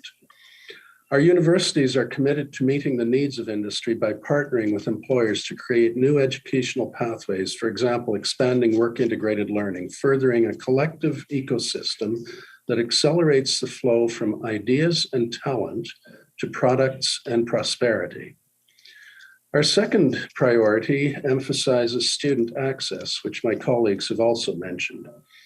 We recommend investment in improved access and opportunity for post-secondary students, especially for non-traditional learners, with emphasis on wraparound supports to facilitate student success. Advanced talent is in critically short supply in BC, and we can lead. We need to increasingly build a diverse, highly skilled and adaptable workforce with the capabilities to excel in the knowledge economy. The groups at risk of being left behind in the new economy, Indigenous people, immigrants, low-income Canadians of all ethnic backgrounds, and those who live in remote locations are also those who have the most to gain by being able to acquire high-level skills and education. We need wraparound supports for such students. Our third priority is digital infrastructure. We recommend investment in resilient digital infrastructure, digital access, and cybersecurity to support BC competitiveness in a rapidly changing and threatening global digital environment. COVID has revealed many inequities, including unequal access to stable, high-speed internet, which is a resource that is increasingly essential for work and learning. Increased access to broadband and learning spaces is required to reduce gaps in income and to enhance access to knowledge and health services. As the global innovation race speeds up, only jurisdictions with world-class digital infrastructure will remain competitive. Digital infrastructure is the foundational toolbox of the knowledge economy. In short, to achieve an inclusive, sustainable economic recovery will require that we work towards equitable, high performance, and secure broadband internet access right across the province. Our fourth and perhaps most important priority is research and innovation. We recommend that investment in research and innovation, especially in graduate student spaces and scholarships, will spur economic recovery and growth in the modern economy. Priority should be given to areas of strength, including bioproduction, life and natural sciences, green, clean solutions, and advanced digital technologies. Many people think of universities primarily in terms of our role in education. I hope that my comments have underscored that we are equally relevant and high-performing as agents of economic strength and recovery. We hope that you see us as a central contributor to economic strength of British Columbia. Thank you for the opportunity to present, and I look forward to your questions. Thank you, Max. Each member of the panel has now had an opportunity to make a presentation, and we will now open it up for questions from the committee. Pam. Thank you. This one is for Max, but feel free to chime in, the other two organizations. You talk about collaboration as your first priority.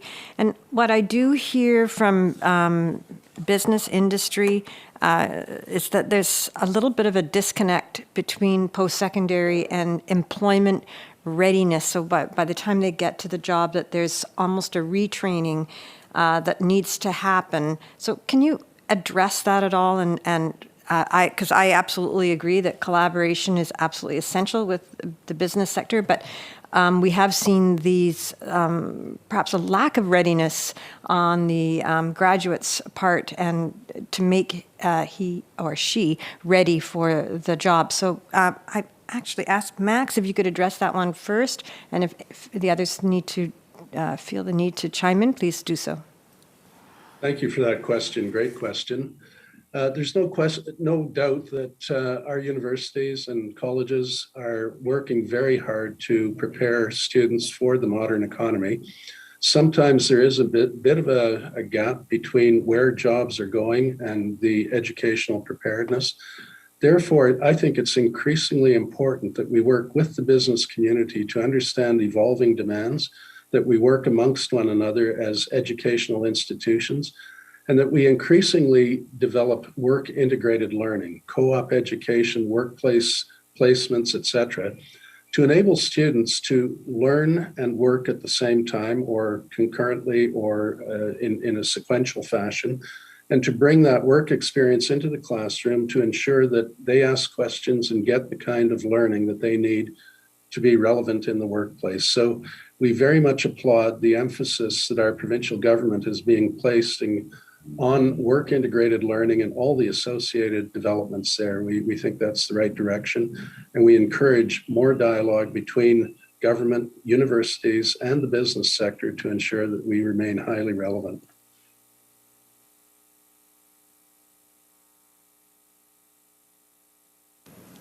Any other questions? Ben. Fine. Thanks very much, Chair. Thank you for the opportunity to speak to you. I wanted to ask you just the conflict in my mind, and Max, you mentioned just about different groups of people getting access to education, and I think about a group that exists across Canada called MyTax. I'm sure you're familiar with that term. And when I first was presented with what MyTax was doing, it was bringing in a certain group of bright, potentially inspirational students from around the world that would help us elevate our learning outcomes, to help bring kind of the best of the best to British Columbia or Canada for that matter. And I'm wondering with the suggestion about foreign students, which I don't know if they fit into the MyTax formula, but I guess the question is, I see as an employer a big gap in terms of the skills that don't exist. The people don't exist, and the fact is that we have to attract people here. And one of the things that we have is, immigrants coming into the country where maybe their family members get an opportunity. Now, they're not foreigners once they've arrived here, but I guess the thing about it is I did like the idea about, the people that have lower income immigrants and those type of people getting access to this. I'm just trying to square this. It seems to me that we've kind of pushed away foreign students because they're kind of taking space from maybe domestic. But will our system deteriorate because we're not willing to kind of be open-minded that education is a competitive business and that we need to make certain that we are global in terms of our thinking and make certain that we continue to invest in being what I think are I know that UBC and SFU and UVic are some of the best research-based universities in the world. And I just kind of think, what's wrong with the existing formula? Well, there's a lot packed into that question and comments. So let me see if I can take a few pieces and try to give a response. MyTax is one of the best agencies for encouraging students, really talented students, to work with industry on industry-relevant projects, and they draw in faculty members and so on. They do have an international component, so you're absolutely correct about that. And to attract new international learners into BC is critically important. Our demographics absolutely require immigration to support our economic prosperity. To the extent that we can attract very, very highly talented people for the jobs of the new economy, Joy Johnson, I think, mentioned this morning that over 80% of the new jobs will require post-secondary education of some form. If we can recruit immigrants to British Columbia and educate them exceptionally well for the new economy, for the skills of the new economy, I think that will serve us in good stead for generations to come. So MyTax does a great job of connecting students with the business community with the university. Immigrants, I believe, are hugely important to our future prosperity. And then I think the final part of your question was the balance of international students and domestic students and how we best support the international students in the face of also having domestic demands on education. I'd just like to point out that the international students are not displacing domestic students, in my view. We recruit international students, they pay the full cost of their education, whereas domestic students are subsidized by our provincial government. So the international students pay a higher rate than the domestic students in order to fully pay for the cost of their education, which is higher than even our domestic students, because we do have some additional supports for the international students. So they pay twice or more, sometimes quite a bit more, than our domestic students.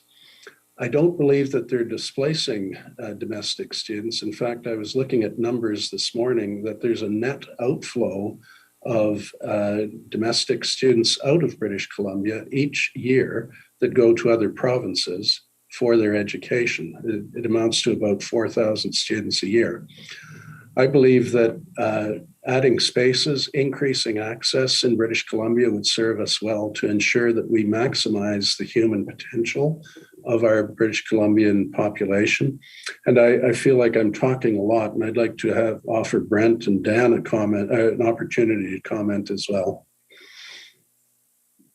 Yeah, I'm happy to jump in, and I agree with Max that I think doing Things like increasing the seats available to universities to bring in students is a great way to expand access and make sure that we're meeting the needs of BC's student population.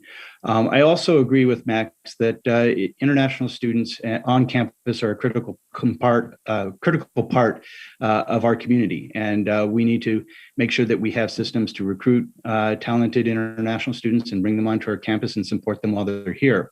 I also would agree that the tuition that international students pay does offset the full cost of their participation. One concern I have about that, however, is I think we have reached a point where we have an over-reliance on international student tuition to make up for funding shortfalls.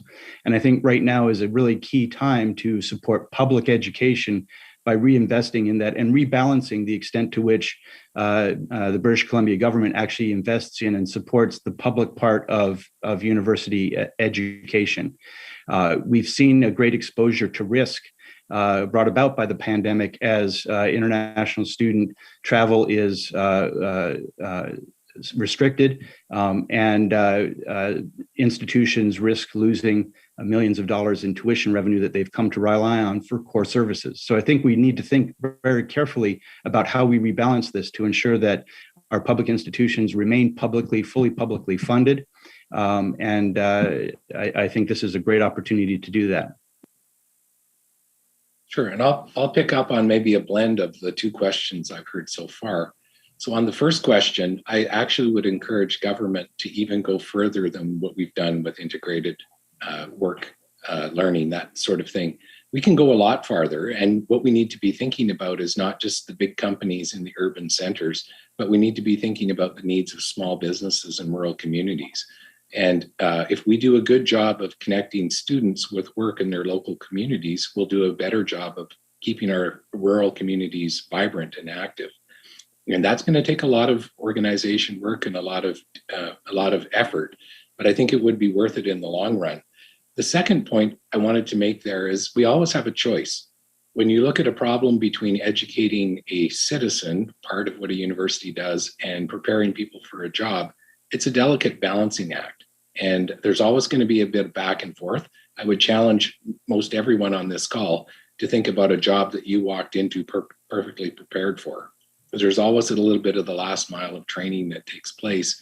But what I'm encouraged by what the government is doing is by putting our societal problems at the center of what we're focused on, is we can do away with some of the polarization that's taking place in society today. We don't need any more of that. We need to find commonality. And I think being open to business and education coming together, that's going to be a step in the direction that way as well. Max and Dan are both right. International students are a welcome and vibrant part of every education community that they're added to. And again, I don't see it as a either or solution. I think we have to do both. And when we get that balance right, we'll be even more successful at attracting international students to come work both in our urban and rural centers. I think we'd be amazed at what we've got to offer in Canada and how attractive that is nationally for people that are looking for help in their post-secondary education. Thanks very much. That was really a great discussion, and I like that last part that you mentioned, Brent, about the rural communities, etc., and that connecting them because they're so fragile, I guess, in terms of the population growth and things like that. And education could be that bridge for them to grow. So, thank you. Thank you. And Harwinder, did I see your hand?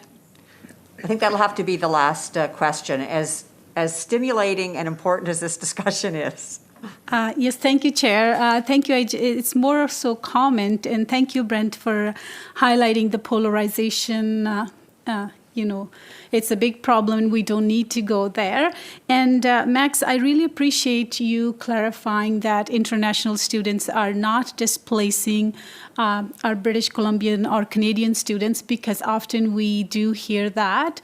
And again, that comes from whatever biases as well. And, sometimes people like myself would probably tend to believe maybe that's true, but I really appreciate you highlighting that. And I know from talking to many international students, yes, they pay quite a bit of fee as even more than double. And they also help us in workforce. I've seen, we can all see them around for the jobs that most Canadian kids probably would think not ideal. They do take those jobs because they want to make ends meet, whether it's housing, and some do 3 jobs. So they are very resilient. And most of these students do come from very decent backgrounds and they can afford the education. I come from India, and the amount of money their states, they are concerned that's going to Canada in fees and all. They're concerned, they're trying to retain them, but everybody, unlike many of us, came here, want to have that dream, have better life as well. So I was thinking there are some who are not even able to afford knowing more in depth to this, that we shouldn't feel that it's concerning, because some even sell their resources, whatever they have, back home. And, they're very resilient and the amount of testing, English exams they have to go through, it's pretty amazing. And thank you for highlighting the importance of immigration. As an immigrant, I could, I'm grateful. And I know if you look around, I always say that more than 40% of our doctors, professors, scientists, teachers, you name it, are immigrants. And if we didn't have that, many of us wouldn't even have family doctor or all those even educators. So it's more so common. And I wonder how much initiatives are we taking to support these international students, to provide them online learning, right? They can still learn while they are waiting for these COVID guidelines or, the flight bans and all. What steps are we taking to address that? Thank you. Just before you respond, I'm sorry? I think we've been cut off. There you go. Start again. There. Oh. Your mic. There you are. Yeah. Yes. Yep. Okay, sorry to take up that time. I'm just pointing out that we're we're running up against the next panel. So if you'd like to respond to the last question, please keep it brief. Sorry about that. Very quickly, I too am an immigrant, a proud immigrant to Canada, and I was educated here. I learned the language, etc. So I understand very clearly of what you speak.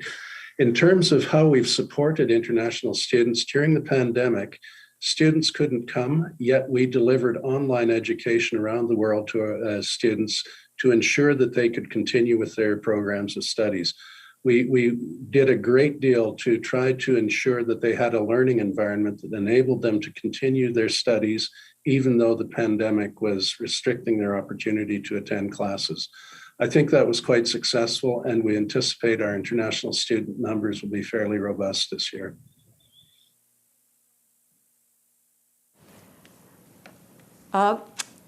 So I'll conclude this panel presentation by thanking you so much for taking the time to reflect on advanced education and to give us some really important things to consider, really important feedback. And thank you for addressing international students. It's really important. A lot more to talk about on that front. But thanks again, and we'll let you go. Bye-bye. Thank you. Thank you very much.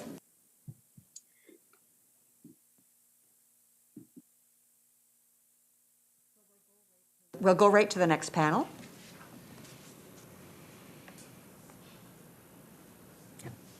Go ahead. Victor's here. Okay, our next panel is also representing faculty associations in advanced education.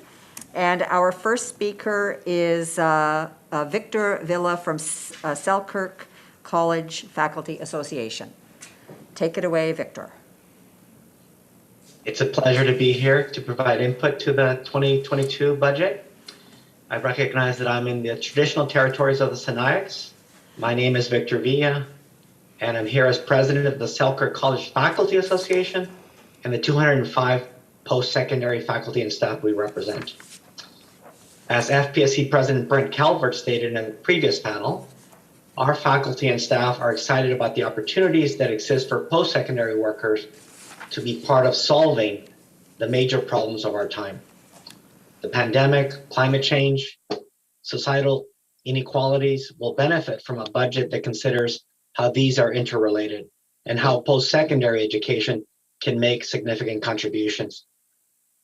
The COVID-19 pandemic and fire season have been devastating for our region. Workers have lost their jobs. The need for climate action has never been greater. In Castlegar, we had the dubious honor of having the worst air quality in the world this summer. And the most recent IPCC report shows that we need to take urgent action now to prevent even worse climate events in the coming years. In the spirit of presenting recommendations that can be part of solving these problems, our union recommends the following. Reinstate targeted funding to provide assurance that the core programming will continue to be available to all, no matter where you live. This sustained funding for programming ensures that rural institutions such as Selkirk can continue to offer programs at a class sizes that are realistic for our region. Other improvements for workers. In the 2021 budget, the Honorable Selena Robinson, Minister of Finance, reminded us that in British Columbia, the government has our backs and we all have each other's backs. We all pitch in to make better for the future and recover from existential crises such as climate change and the pandemic. We will continue to help British Columbia. And in recovering from these difficult times, we're asking that post-secondary workers be given a living wage, full-time work, that we be given resources to recruit and retain workers given cost of living increases. We need a budget that eliminates the need for employers to offer precarious work, that creates pay and social inequalities. Let's rehire post-secondary educators that lost their jobs because of the pandemic and provide them with more secure work and equal pay. We need a budget that encourages the decolonizing and indigenizing the curriculum in post-secondary education. Suzanne Stewart has hoped that although, quote, education was once the tool of oppression, now education is a tool of empowerment. To help us adapt to Western world and for the Western world to adapt to our traditional ways of teaching and learning. We urge the committee to recommend that the government implement all the recommendations from our federation outlined by myself and my colleagues. Thank you to the committee for the opportunity to present our recommendations.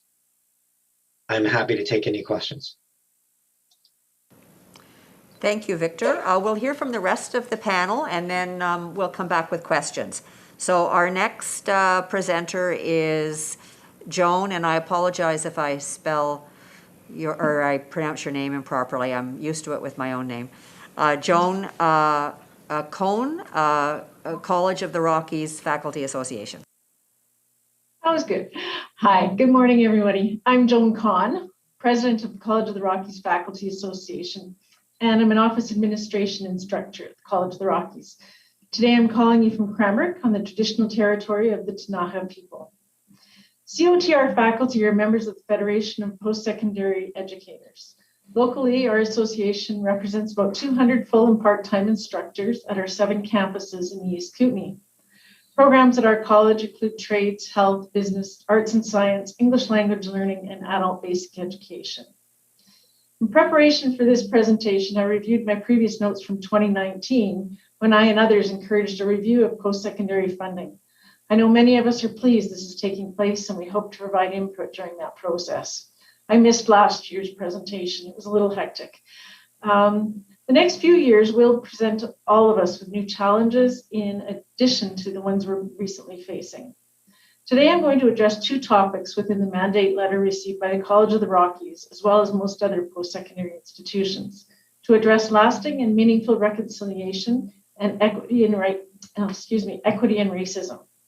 The mandate letter states the institution is expected to remain focused on creating opportunities that implement the Truth and Reconciliation Commission. Our college does not have ongoing funding for Truth and Reconciliation and Indigenous priorities. We've been applying Band-Aids, temporary and part-time positions for several years and making small steps, but we need additional and ongoing funding to support the actions that commit to transformative changes. Working towards reconciliation is long-term and ongoing work that will always require dedication and resources. The mandate letter also states the public sector has a moral and ethical responsibility to tackle systemic discrimination in all its forms.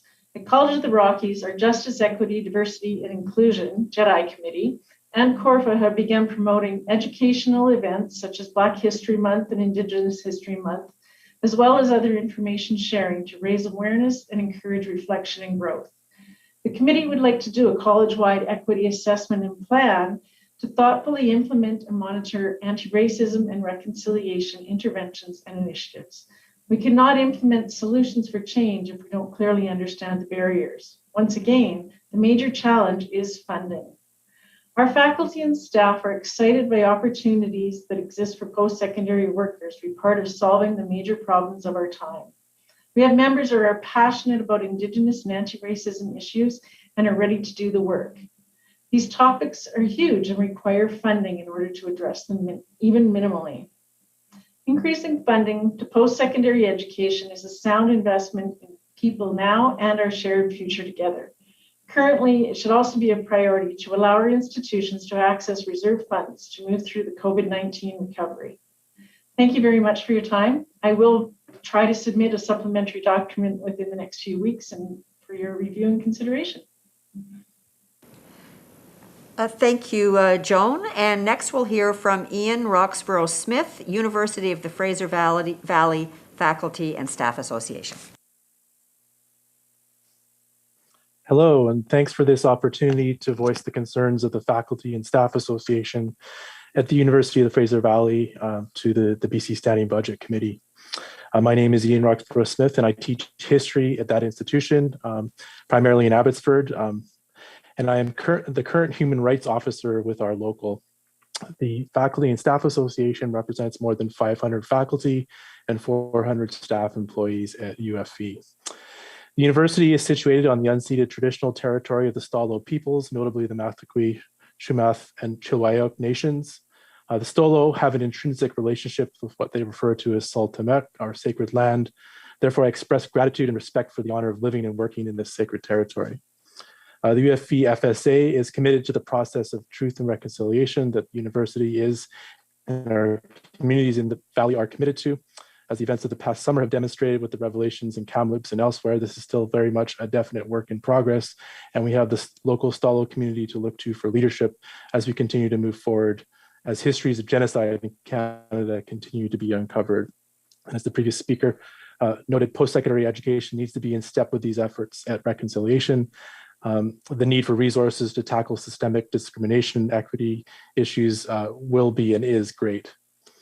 As with other medium-sized universities in BC and across the province, UFV is locked into an unsustainable funding model given the demographic growth of the Fraser Valley in particular, which is due to grow, often doubling in size in many communities in the next 5 years, particularly in a city like Abbotsford, set to grow or more than double its population in the next 5 years.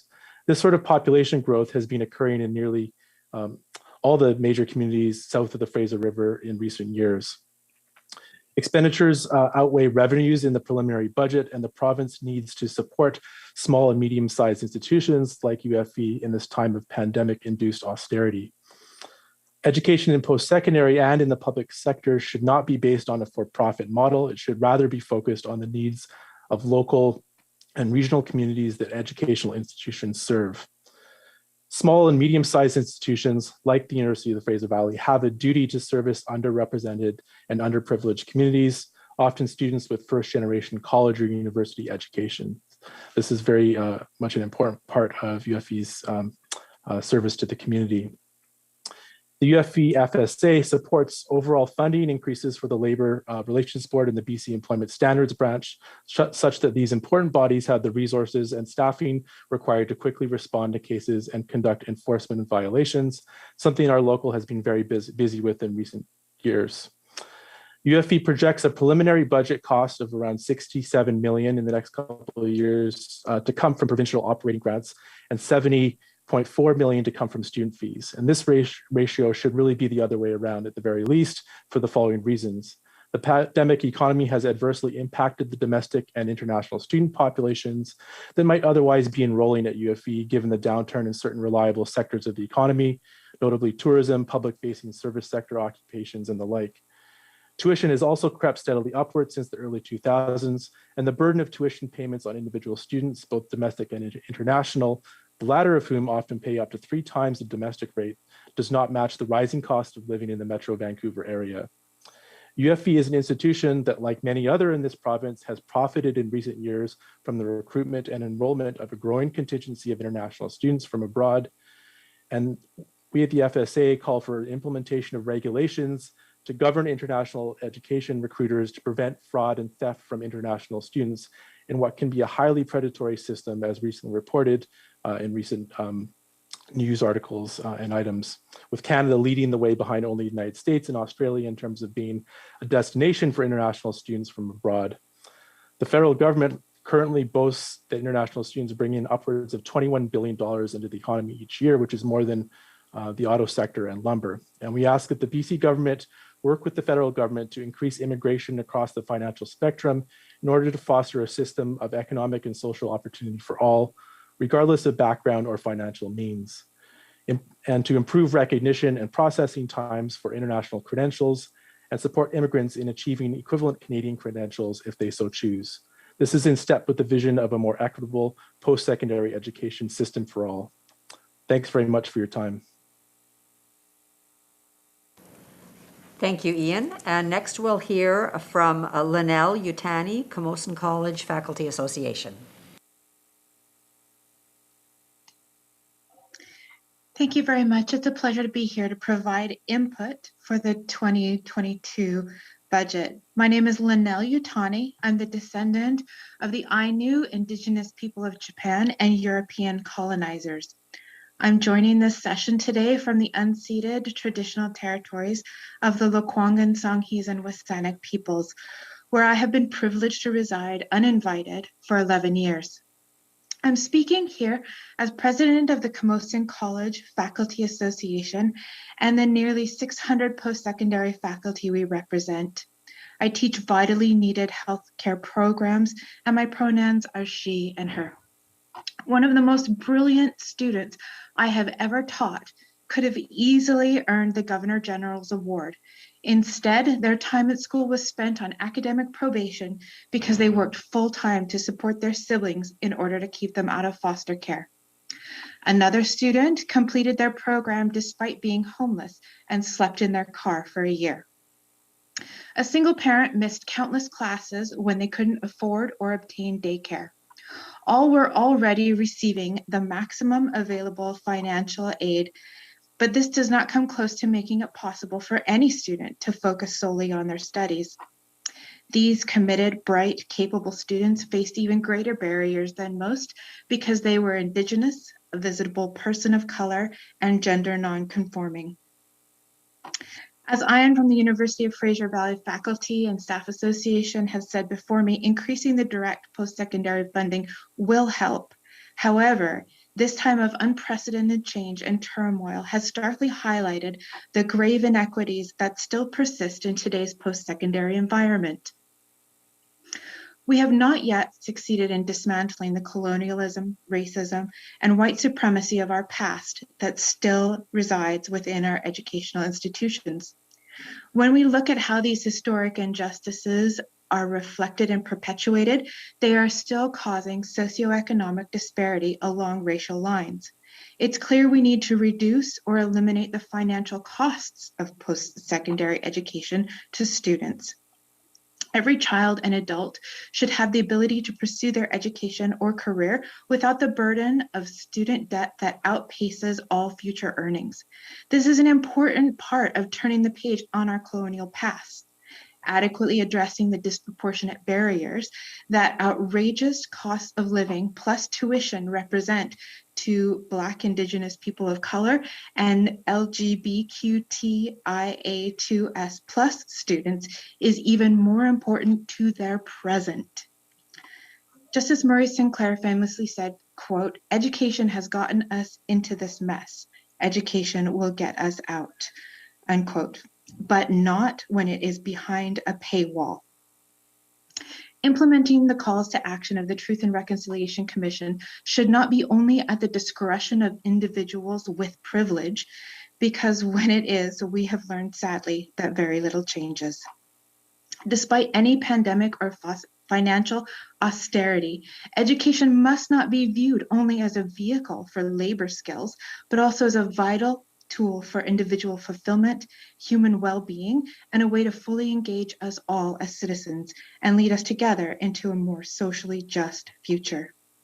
We urge the committee to recommend implementation of all of our recommendations from the Federation as outlined by myself and my colleagues.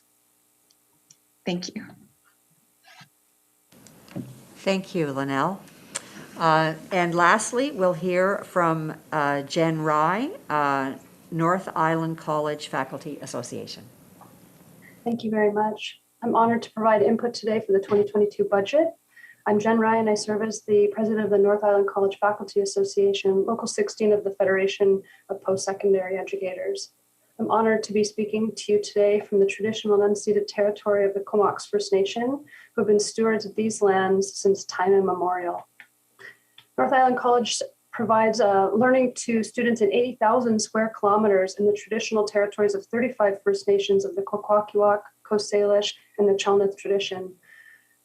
From the mid to north Vancouver Island region, from our center in Ucluelet to our campuses in Port Alberni, our largest campus in Comox Valley, and Campbell River and Port Hardy, as well as onto the mid-mainland in the Bella Bella and Bella Coola region. These are small communities with one or two major economic, often resource-based sectors.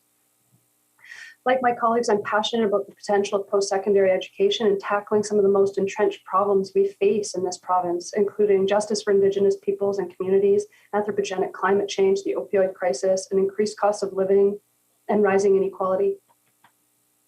I see post-secondary education as a vehicle for community resilience and pandemic recovery, especially in rural and remote communities. Accordingly, I'm asking the committee to support measures for increasing core ongoing funding for programming to ensure all learners have access to educational opportunities they need to fully thrive at home. North Island College has faced much unpredictability in the face of constrained higher education budgets. This year has been especially difficult. Our VP Finance projects COVID will create budget deficits for nearly 3 years, leaving NIC to deplete its scant savings to cover these shortfalls. This is not money that's just sitting in the bank collecting interest. It's earmarked to help students, to develop programs, to train our faculty members, to upgrade old technology, and so on.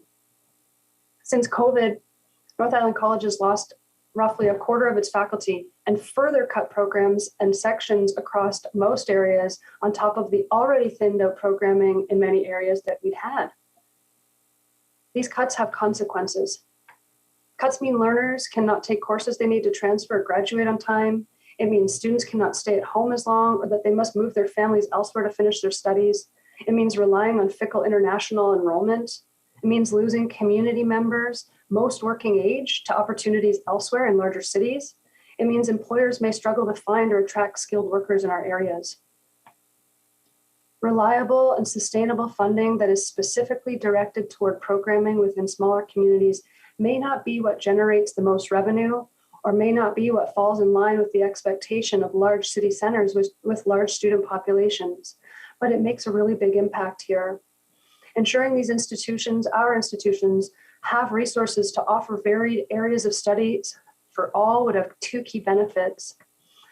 First, it promotes local access to learning. Students can plan and complete their studies on time at home where they live without disruption if programs are not canceled due to the unrealistic enrollment metrics that institutions must rely on in a system that is uniform.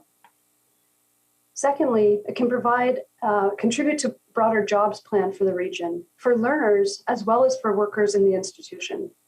North Island College is a significant employer in the Mid to North Island region. It can attract and retain faculty and staff in positions with good wages and benefits, providing small communities with some good jobs. And combined, these offer broad community benefit, including opportunities for families as well as rural and economic recovery potential. I urge the committee to encourage government to implement all recommendations from our Federation as outlined by myself and my colleagues who are here today. Thank you. Thank you, Jen. We'll now open it up to questions from the committee.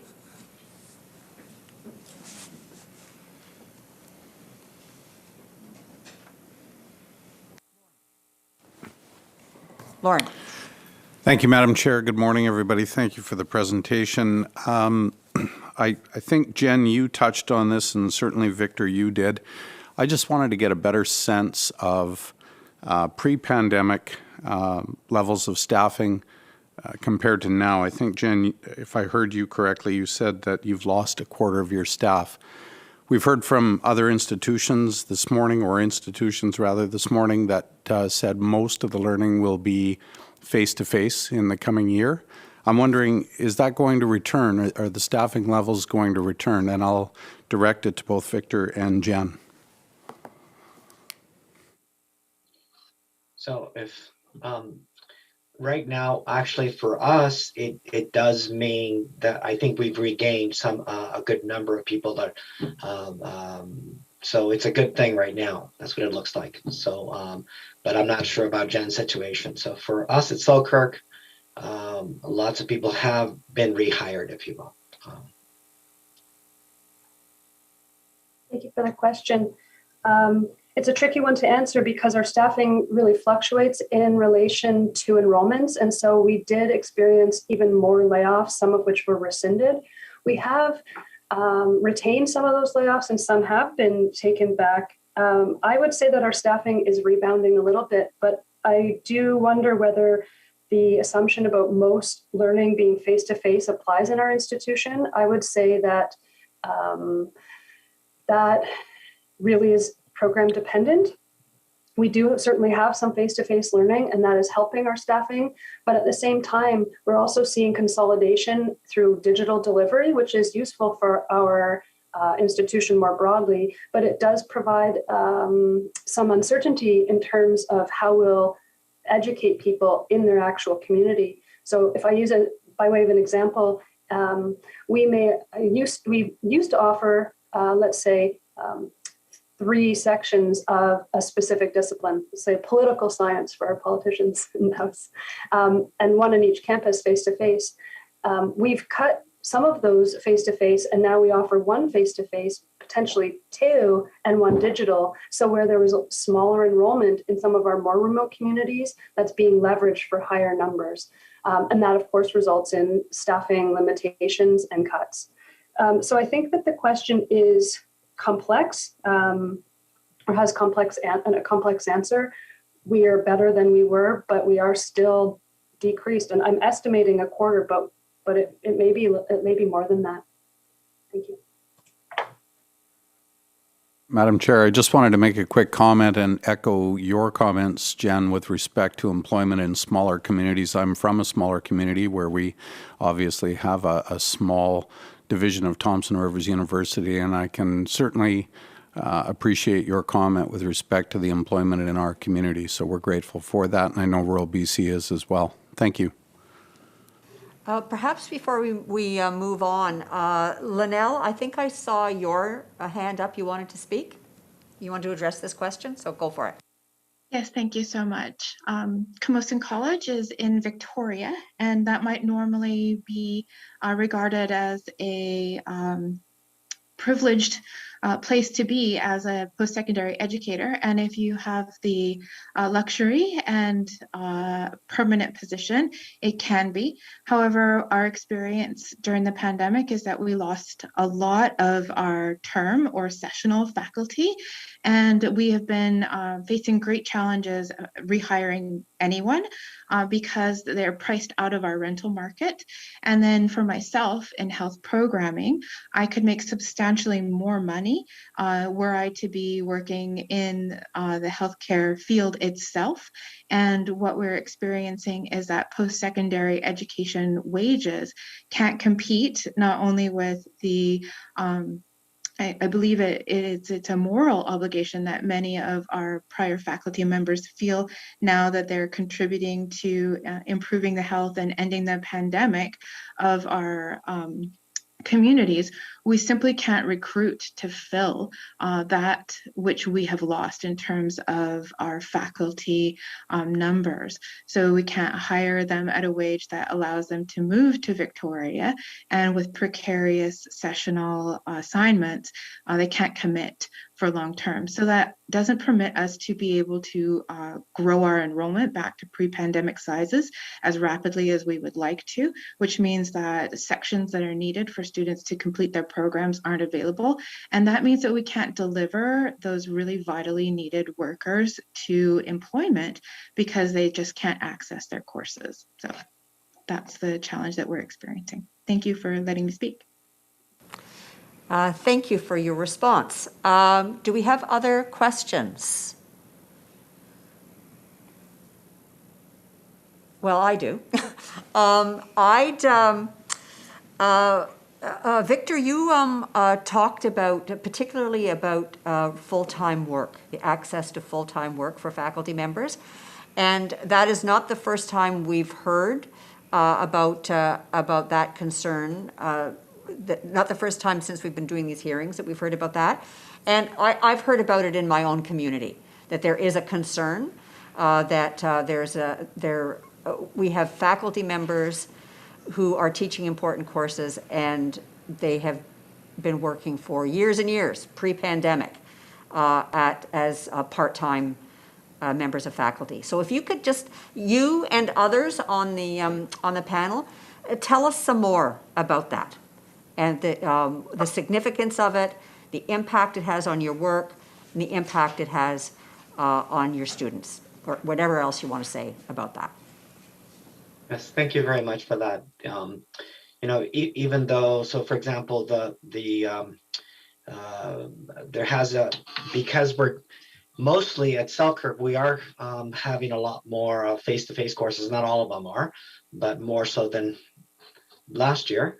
And so because of that, some people have been rehired or new people, but it's also part-time and more precarious, if you will. So they're a bit of a disadvantage. Like, it's unknown how much work they're going to continue to have, right, or for how long. Also, when people are employed on a part-time basis, it's difficult. If you have to only if you're hired at 25% or 30% or 50%, it's hard to contribute to other kinds of things that you need to do at the college.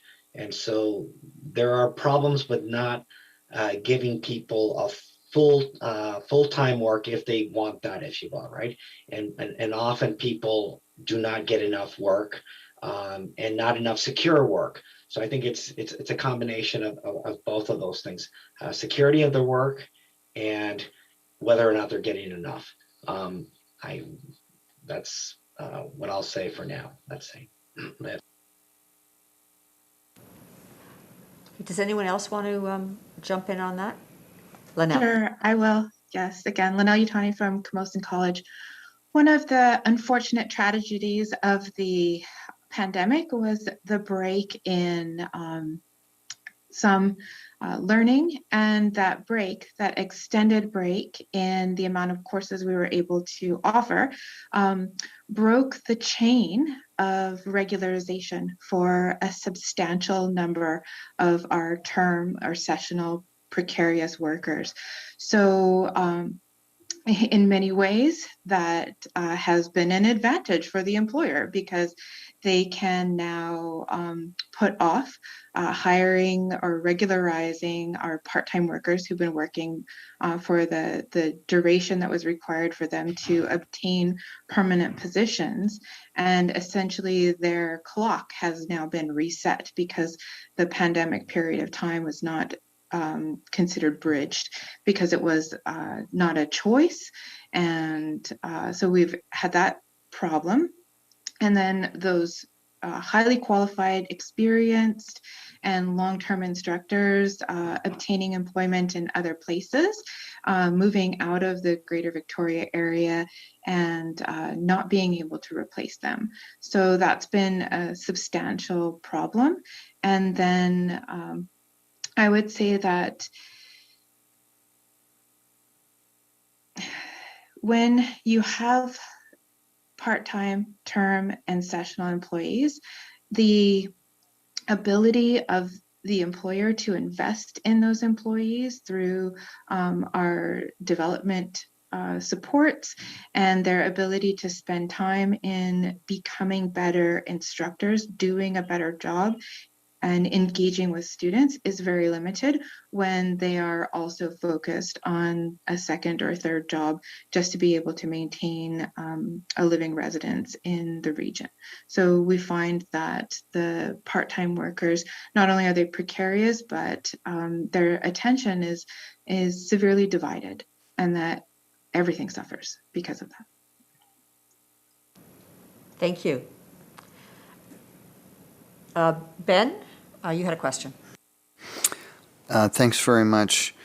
I think there's a commonality in most of the organizations that you represent. It's not the big city universities. These are the smaller, more rural areas of the province. And Ian, you brought up a comment about the cost of living housing, which I think that's pretty, most of the areas that I hear about in British Columbia as the housing critic is that there is pressure, and it's and I guess the question I really have is, a lot of the institutions that you're from don't have student housing, so that there is some way of having something there. And I don't know individually, and I've been to the University of the Fraser Valley. I mean, it's a bigger campus than many others. Camosun certainly is larger, but is student housing one of the things, or a combination of housing, and maybe even for faculty? I guess that's kind of a question to help balance that pressure, because faculty comes from other areas, and sometimes they're in sticker shock when they look at a price of a home in, the Fraser Valley or Victoria, let alone, I don't know what it's like in, Courtenay or Comox and stuff like that, or Campbell River. So do you have a comment about how that might be part of the solution? Jen, did you want to start off on this one? Sure. North Island College is in the process of making a business case for housing, and we've made it several rounds through. I can't tell you exactly where we're at, but we've had architectural renditions drawn up. We've got the location set out, all of the design. We've passed through multiple processes, and we've got money secured for a loan, and we've got some funding secured. So we're on the way. So thank you for this question, because I would say that, and I'm not an administrator, but from the institution's standpoint, as I understand it, a housing would have a great deal of community benefit, and so much so that there's, this is in Courtenay, that there's interest in looking at housing, student housing and family student housing, and potentially some turnover housing for faculty. We haven't heard that that is a priority, but we think that there may be potential there in Campbell River as well. We certainly don't have the sticker shock of the lower mainland in terms of price, but in the community in which I reside, Cumberland, BC, we've had an old miner's house sell for $1.1 million recently. So this was a house that was originally built for miners in Cumberland at the turn of the century. Now it's been gutted and rent out and it's lovely, but it's definitely out of line with the economic reality of the Comox Valley. I'll go, Victoria. Obviously, we have the lowest occupancy available in on the island, and certainly echo some of the problems of Vancouver and the Lower Mainland, in that it doesn't matter how much money someone has right now, they can't find someplace to rent. There just isn't anywhere to live. So we have students who are right now they're camping and in preparation for starting school. Short-term rentals, not the kind that you would Airbnb, but the type that are available for a semester period of time, so that you don't have to sign a full year's lease.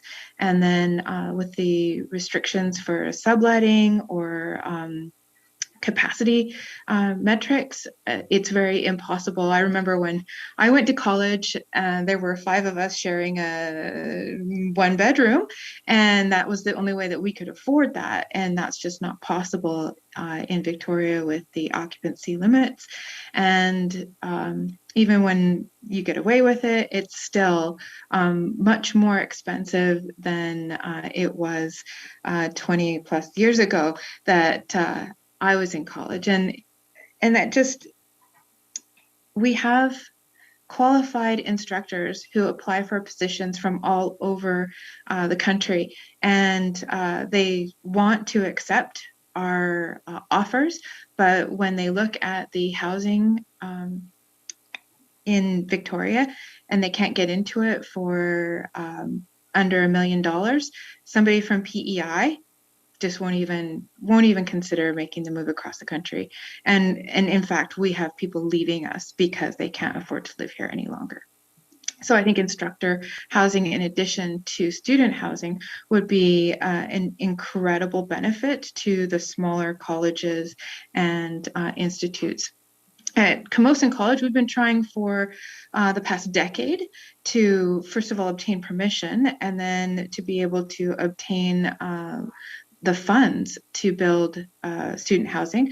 But you get caught in a trap where the cost of the building that you create requires that you charge students market rates for those spaces. And we just can't, the students just can't afford that as well. So more funding to build that housing would be necessary. Thank you. Oh, I'll jump in quickly. College of the Rockies was fortunate enough to actually just complete another residential building, well, 4 buildings, I believe, in the last year. So, but they're full already, right? And Cranbrook we've got some new apartment complexes, rentals that have just opened up this past summer, but they're not affordable. They're expensive. The occupancy rate in Cranbrook is low like everywhere else, and our real estate prices are jumping high. So there is definitely, even though we've got some, we need more, and we need more affordable housing for faculty and staff and students.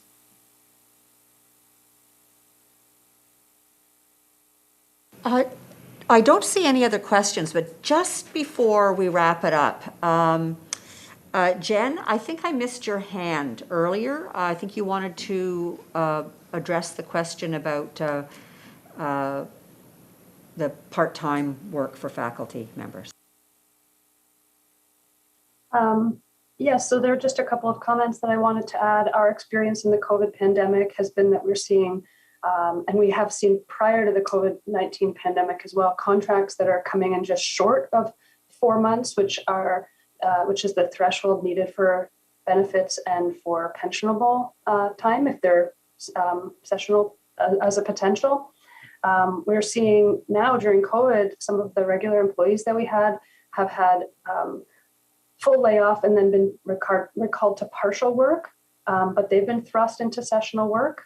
And I don't see much difference in the work that I do as a regular employee and that my sessional colleagues do, other than, of course, the experience of salary, of professional development, time, and investment.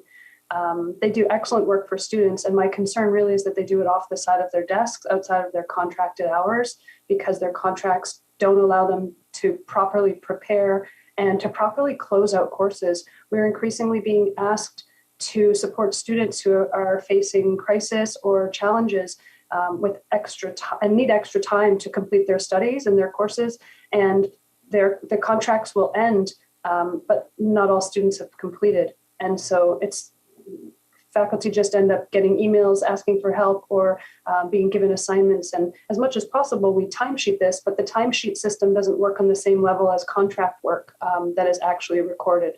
So these are some of the challenges that I see us facing because our institutions have such limited resources that they have to try to pinch pennies everywhere they can in order to stay in the red or in the black when they were forced to before, and now to reduce their deficit as much as possible.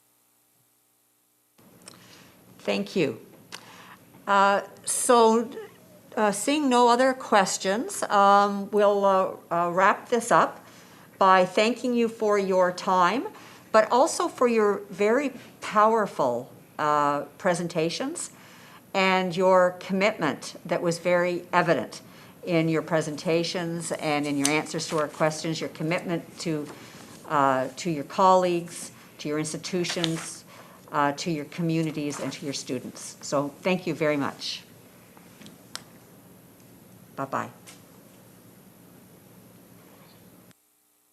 Thank you.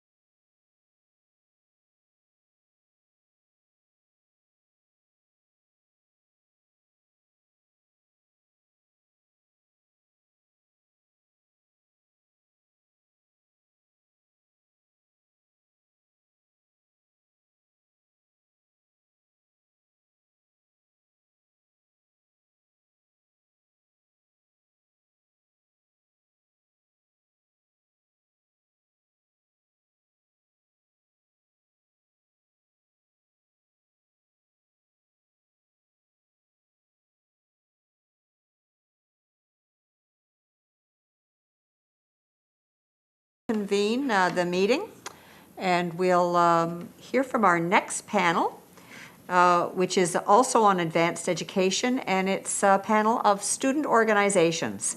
And our first presentation will be from Melissa Chirino, BC Federation of Students.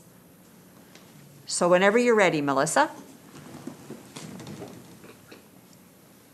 Good afternoon, committee members. My name is Melissa Chirino, and I am the chairperson of the BC Federation of Students. So I would like to begin by acknowledging that I'm calling in today from the unceded traditional territory of the Coquitlam First Nation. So the BC Federation of Students is the largest provincial student organization in British Columbia, presenting 15 institutions in all regions of the province. Over the last several years, the committee has put forward many of our recommendations that have made it into provincial budget. So we thank you for continuing to listen to the needs of students and helping us achieve affordable and accessible post-secondary system for all. The COVID-19 pandemic has highlighted gaps that have already existed within the post-secondary system. And as we move towards an economic recovery, we have the ability to shift our approach to benefit the needs for students. So I'm an international student, and when I was finishing high school, I was unsure where I wanted to go and study. And I had a lot of choices. In the end, I ended up choosing Vancouver because of the affordability that was promoted back in my country. When I started studying in Canada, tuition fees for 4 classes was $5,000. Now it's almost $8,000. My student loans used to cover all my classes, but unfortunately soon they won't anymore, which is pretty alarming. We have been saying for years that it is risky to rely on international students to fund our post-secondary system.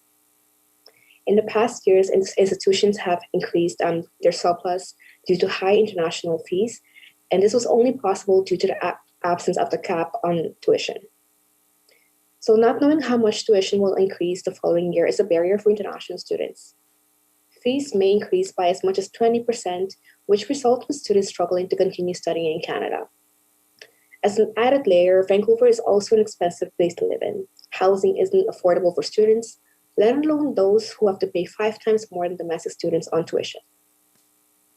International tuition revenues are now estimated to be 25% of BC university operation budgets. So this is a high risk for institutions, since international fees are not always guaranteed. Institutions cannot continue to rely on international enrollment to fund them. We saw how, due to COVID-19, people were unable to afford to pay their rent, let alone attend post-secondary.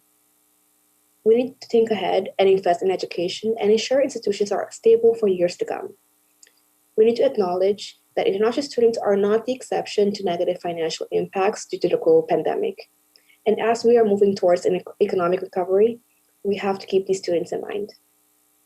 Our recommendation includes amending the tuition fee limit policy to add a cap on fee for increases for international students, as well as developing a new BC international education strategy that will provide sufficient support for international students to assist in their cultural, social, and academic integration. Thank you. Thank you, Melissa. And next we'll hear from Stuart McGilvery, BCIT Student Association. Thank you, Madam Chair. Can you hear me all right?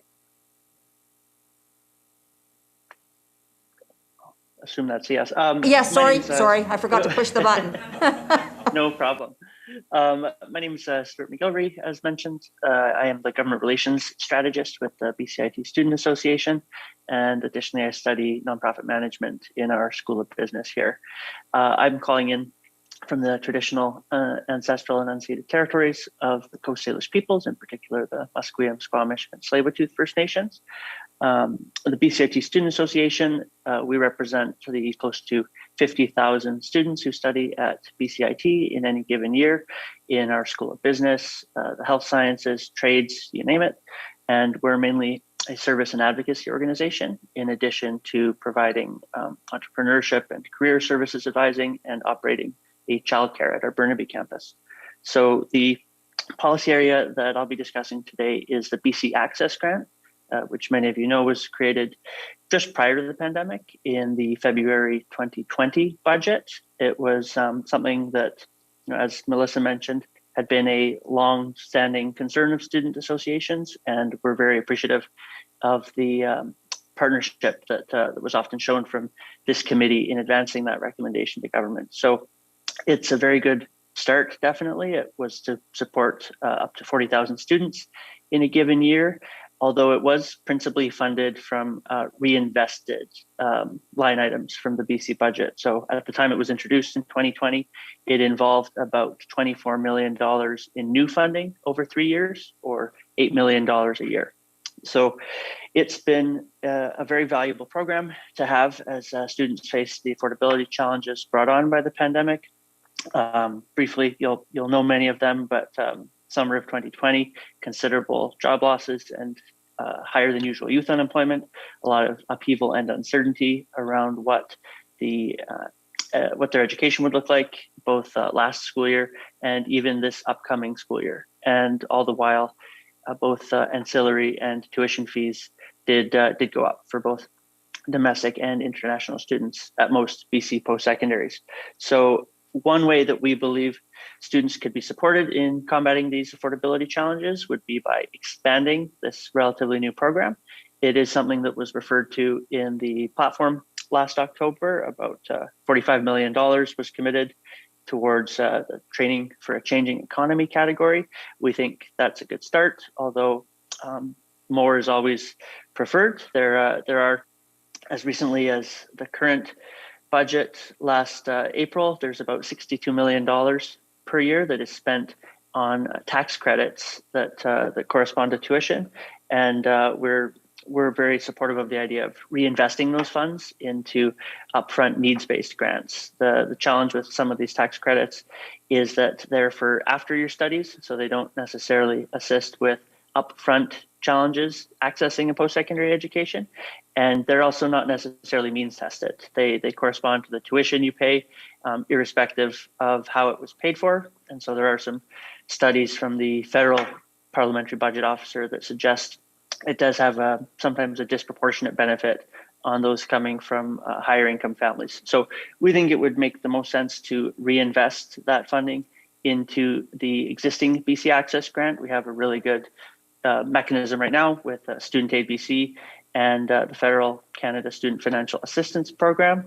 And in fact, channeling some of those tax credits into more upfront support is a policy measure with precedent as well. It's something that the previous Ontario government did in 2017-18 when they massively invested in upfront needs-based grants, as well as the federal government in spring of 2016. They eliminated some of those tax credits and immediately reinvested it into an increase in the Canada student grants. We think now is also a very opportune time to look at that policy area because we're in a period of transition at the federal level. The Canada Student Grant was temporarily doubled beginning last year, but at the moment that's expected to end in 2023, still pending the results, of course, of this current federal election and the different policy commitments of the parties. But we really think there's a good opportunity here for the province and the federal government to coordinate on providing as much upfront access as possible so that students from lower and middle income families could face next to no barriers in accessing a post-secondary education. So that's our chief request, and of course, happy to take any questions. Thank you. Thank you, Stuart. And now we'll hear from Amy Barry, College of New Caledonia Students' Union, and then after hearing from Amy, we'll open it up for questions to all of you. Thank you, Madam Chair, and good afternoon, committee members. My name is Amy Barry, and I am staff at the College of New Caledonia Students' Union in Prince George. I acknowledge that I'm presenting today from the beautiful unceded and traditional territories of the Lheidli First Nations. I'm here today to talk to you about institutional funding. So in the last 50 years, the proportion of public funding to BC colleges and universities has declined to 43.6% of total operating revenue, down from more than 80% in the 1980s and more than 90% in the 1970s. This results in institutions relying on international fees to fund institutions. At CNC, where there's a high population of international students, they are paying over 4 times more than domestic students in tuition alone. For instance, the accounting and finance program, domestic students are paying $6,600, while international students are paying $27,000. The college is becoming more and more reliant on international student funding to make up for the decrease in public funding. Not only does this cause massive divides between international students and domestic students, but because of the financial difficulties, international students are looking to move on to full-time work and prioritize their financial recovery instead of completing their BAs.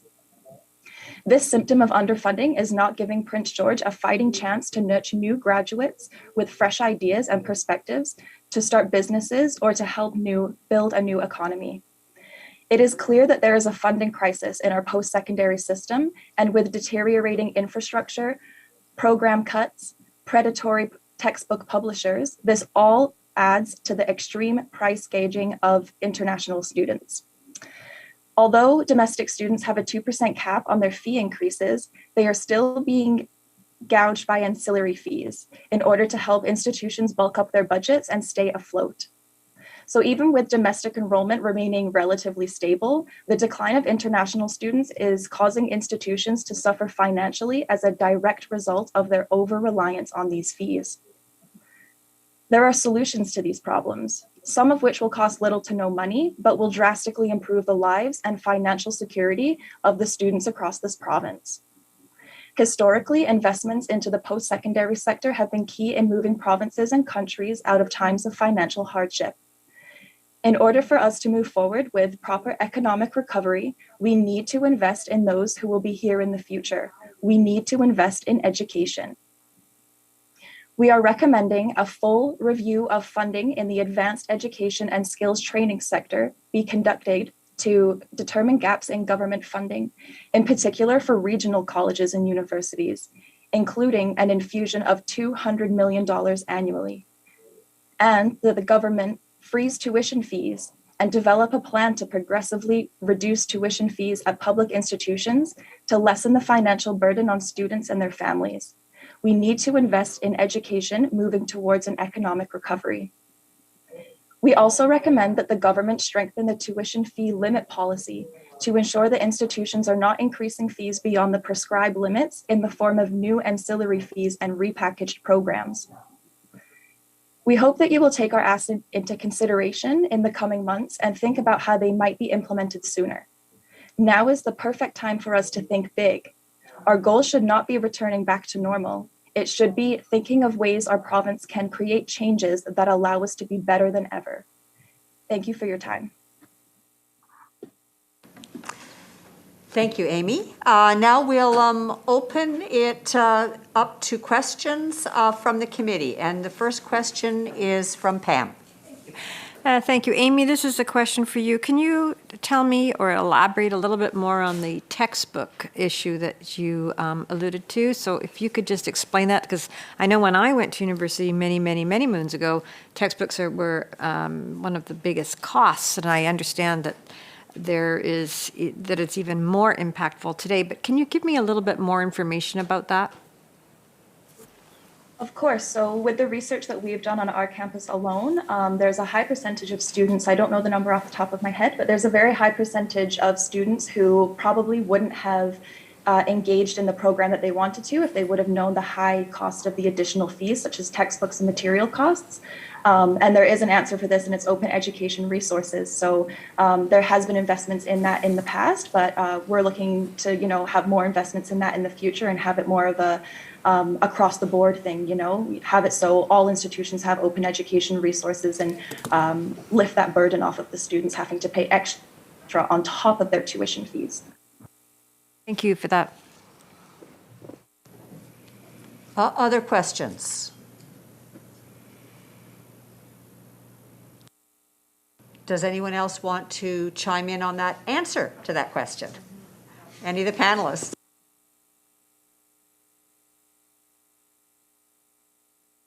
I can chime in a little bit and just kind of talk about the cost of online like tools that are used to assess knowledge in classes too. Like those are also an additional cost. So when it comes to things like Launchpad, like a lot of times students sign up and they know the cost of their textbooks, but they don't know that they would have to pay an extra amount for a access code online. So those are also like extra costs that are included that make it more of a barrier to get like the materials for education.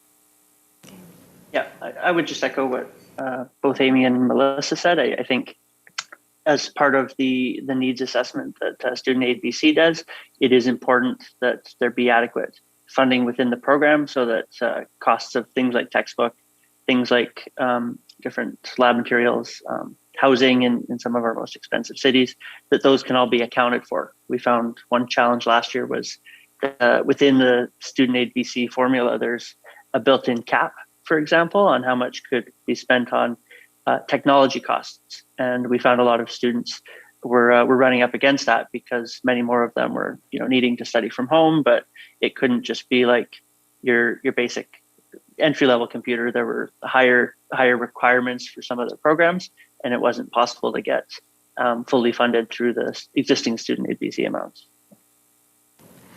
Thank you. Lauren, you have a question? A couple of questions. Thank you, Madam Chair. The first question, I guess, is to Amy. For the second or third time this morning, our theme has been obviously post-secondary, and you mentioned something that I heard earlier, and that is an over-reliance on international students. My fear, and we've been told this morning that it's not costing domestic seats for students. Would you agree with that statement, that we're not picking, because of the shortfall of funding, that we're not picking international students over domestic students? I don't think I can really speak to it directly as a whole, but I can speak to it for our campus. And I know for a fact that there are students right now who are trying to get seats, and they are domestic students, and they're told there's no seats left in the class. So I do know that that's an issue, but I can definitely get back to you with more information at a later date if that's okay with you. I think it is a concern, and I'd certainly love to get to the bottom of it. If Madam Chair, would it be appropriate that she responds to the entire committee? Thanks, Amy, for that. My second question would go to Melissa. You had mentioned, I think you were quoted as saying tuition was $5,000. It's now $8,000. I wondered, over what time frame has it gone up? Yeah, I believe that was 2017 and to now to this year. So it was the first time I looked at Douglas. So it might have been like 2017, 2016, and to now in winter semester. Thank you very much, and thank you for the presentations from all of you this morning. Harwinder. Thank you, Chair. My quick question is for Amy. Amy, you just mentioned that our domestic students are being told that there are no seats. However, we're also being told that we don't have international students. They're able to come. So do we know why our domestic students are being turned away, or our institutions like College of New Caledonia or many others are hoping that borders will open up and then we are saving those seats for international students? I'm only going off of what I've been hearing from students, so I can definitely dig into this a little bit deeper and get back to you on that if that's okay. We do hear from many parents as well, and we just more clarity we have on this matter, then we can pass that information. So, as previous presenter mentioned, that we don't need any polarization. So anything that we get, any information, that would be really helpful. Thank you. Ben. Thank you, Chair. Stuart, you mentioned about the student access grants, and you talked about within that group more of a means testing. And I don't know how much money the grants are, but I just look on the website here and it says that that those grants are on a needs basis. So who are the people that you see that are getting these grants that should not or or maybe receiving them? That you mentioned taking that money and redistributing it to the ones that do need it. Could you help us understand that, please? Definitely. Yeah, that was with specific reference to the tuition tax credit currently in place. So that's a statement that you get every spring in relation to the dollar value of the tuition you paid, and you get a tax credit. It can be transferred to parents or spouses, and it can also be carried forward indefinitely. So it certainly is a cost-saving measure for those who attend post-secondary education, but it goes to everyone. So effectively, it doesn't distinguish between those with the greatest needs and others, and it is after the fact. So our argument would be taking that existing tax expenditure that's accounted for in the provincial budget and reinvesting it into the relatively newer BC Access Grant program. Okay, well, if you could just help me again, Stuart. I just want to know how much money the Student Access Grant provides up front, and also the fact that interest has been removed on student loans as of August 1st, 2020. What type of savings does that mean to somebody that is having to borrow money or struggling to come up with the tuition? Yeah, the interest elimination is definitely a huge help, although it is a very incremental saving, stretched over the entirety of the repayment period. In terms of the BC Access Grant, my understanding is that for programs longer than 2 years, it currently will pay up to $1,000 per student for their school year. And for programs shorter than 2 years, it would pay up to $4,000. And that's premised on the availability of the Canada Student Grant, which is not always available for those in the shorter programs. So I think that's where the provincial one seeks to offset that. But the cost of education is often greater than those funded amounts. And so that's where we would argue for increasing that.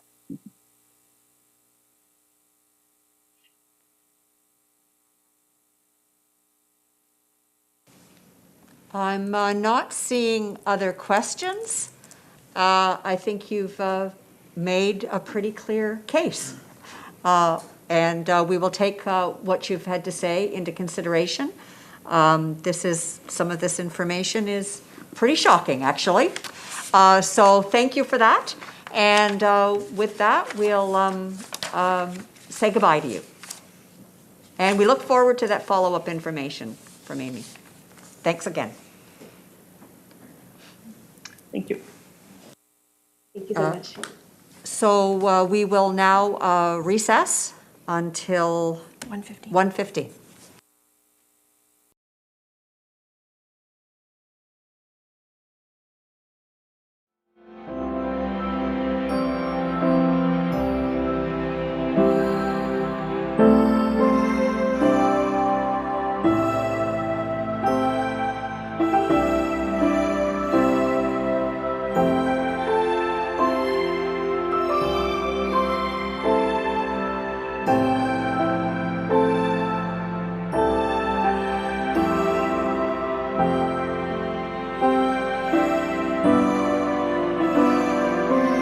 Thank you.